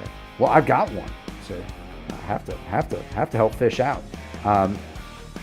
We also at P1 Broadcasting do thank everybody for watching. We know times are tough, and so you don't have to do anything to support the stream other than smash the like button on the video and ring the bell to subscribe to the channel. Those are the two easiest and best ways that you can help support us. We do also, from Gary Gonzo, Sam Crow, and myself, Mark Murphy, want to thank all the first responders out there, the military, the police, the fire, the EMTs, all the people that run toward the trouble so that we don't have to. From the bottom of our hearts, we thank you. We are going to be headed next tomorrow to, and this is going to be a fun one, Sam, 4 o'clock. It's going to be the iRacing IndyCar Series at Fontana. That's 4 p.m. And then we're going to have the nightcap, 8:20 for the AMA Archway Industrial Coatings Truck Series. That's going to be right here. We'll take Saturday off because Saturday is the iRacing 12 Hours of Sebring, and so many of these drivers, myself included. Sam, do you have a car for that one? I do not. You want to drive mine? You're probably faster. Listen, I've seen you behind the wheel. You need no replacement, nor anyone that can fill your shoes. Please replace me. So that's Saturday. No broadcast on Saturday. We're going to have the Votive IndyCar Series on Sunday. That's at 7:50 p.m. Monday night, Clinty and I are going to return IndyCars at VIR, Virginia International Raceway. Now, won't that be fun, Sam? A place barely wide enough for motorcycles is going to host high-powered single-seat open wheelers. Tuesday night, the IndyCar Oval Series top split occurs. That's going to be 8:15. Gary Godso on the call from Michigan. The Horizon IndyCar Series is going to be at Kentucky, 8 o'clock on Wednesday. Same night, dual streams. The Formula Indy Series has the Jay Sulman's Motorsports Art Grand Prix of Virginia. They will be at VIR as well. And then we're going to bring it all full circle back here on a week from tonight at 8:20 p.m. It's going to be the AMA Blackmagic Studios Grand National Series live from virtual Martinsville. Sam, I'm looking forward to it, but brother, it's 11:30. It's past my bedtime. We will see you tomorrow night. I've got too much adrenaline worked up. I think I'm going to go turn some hot laps.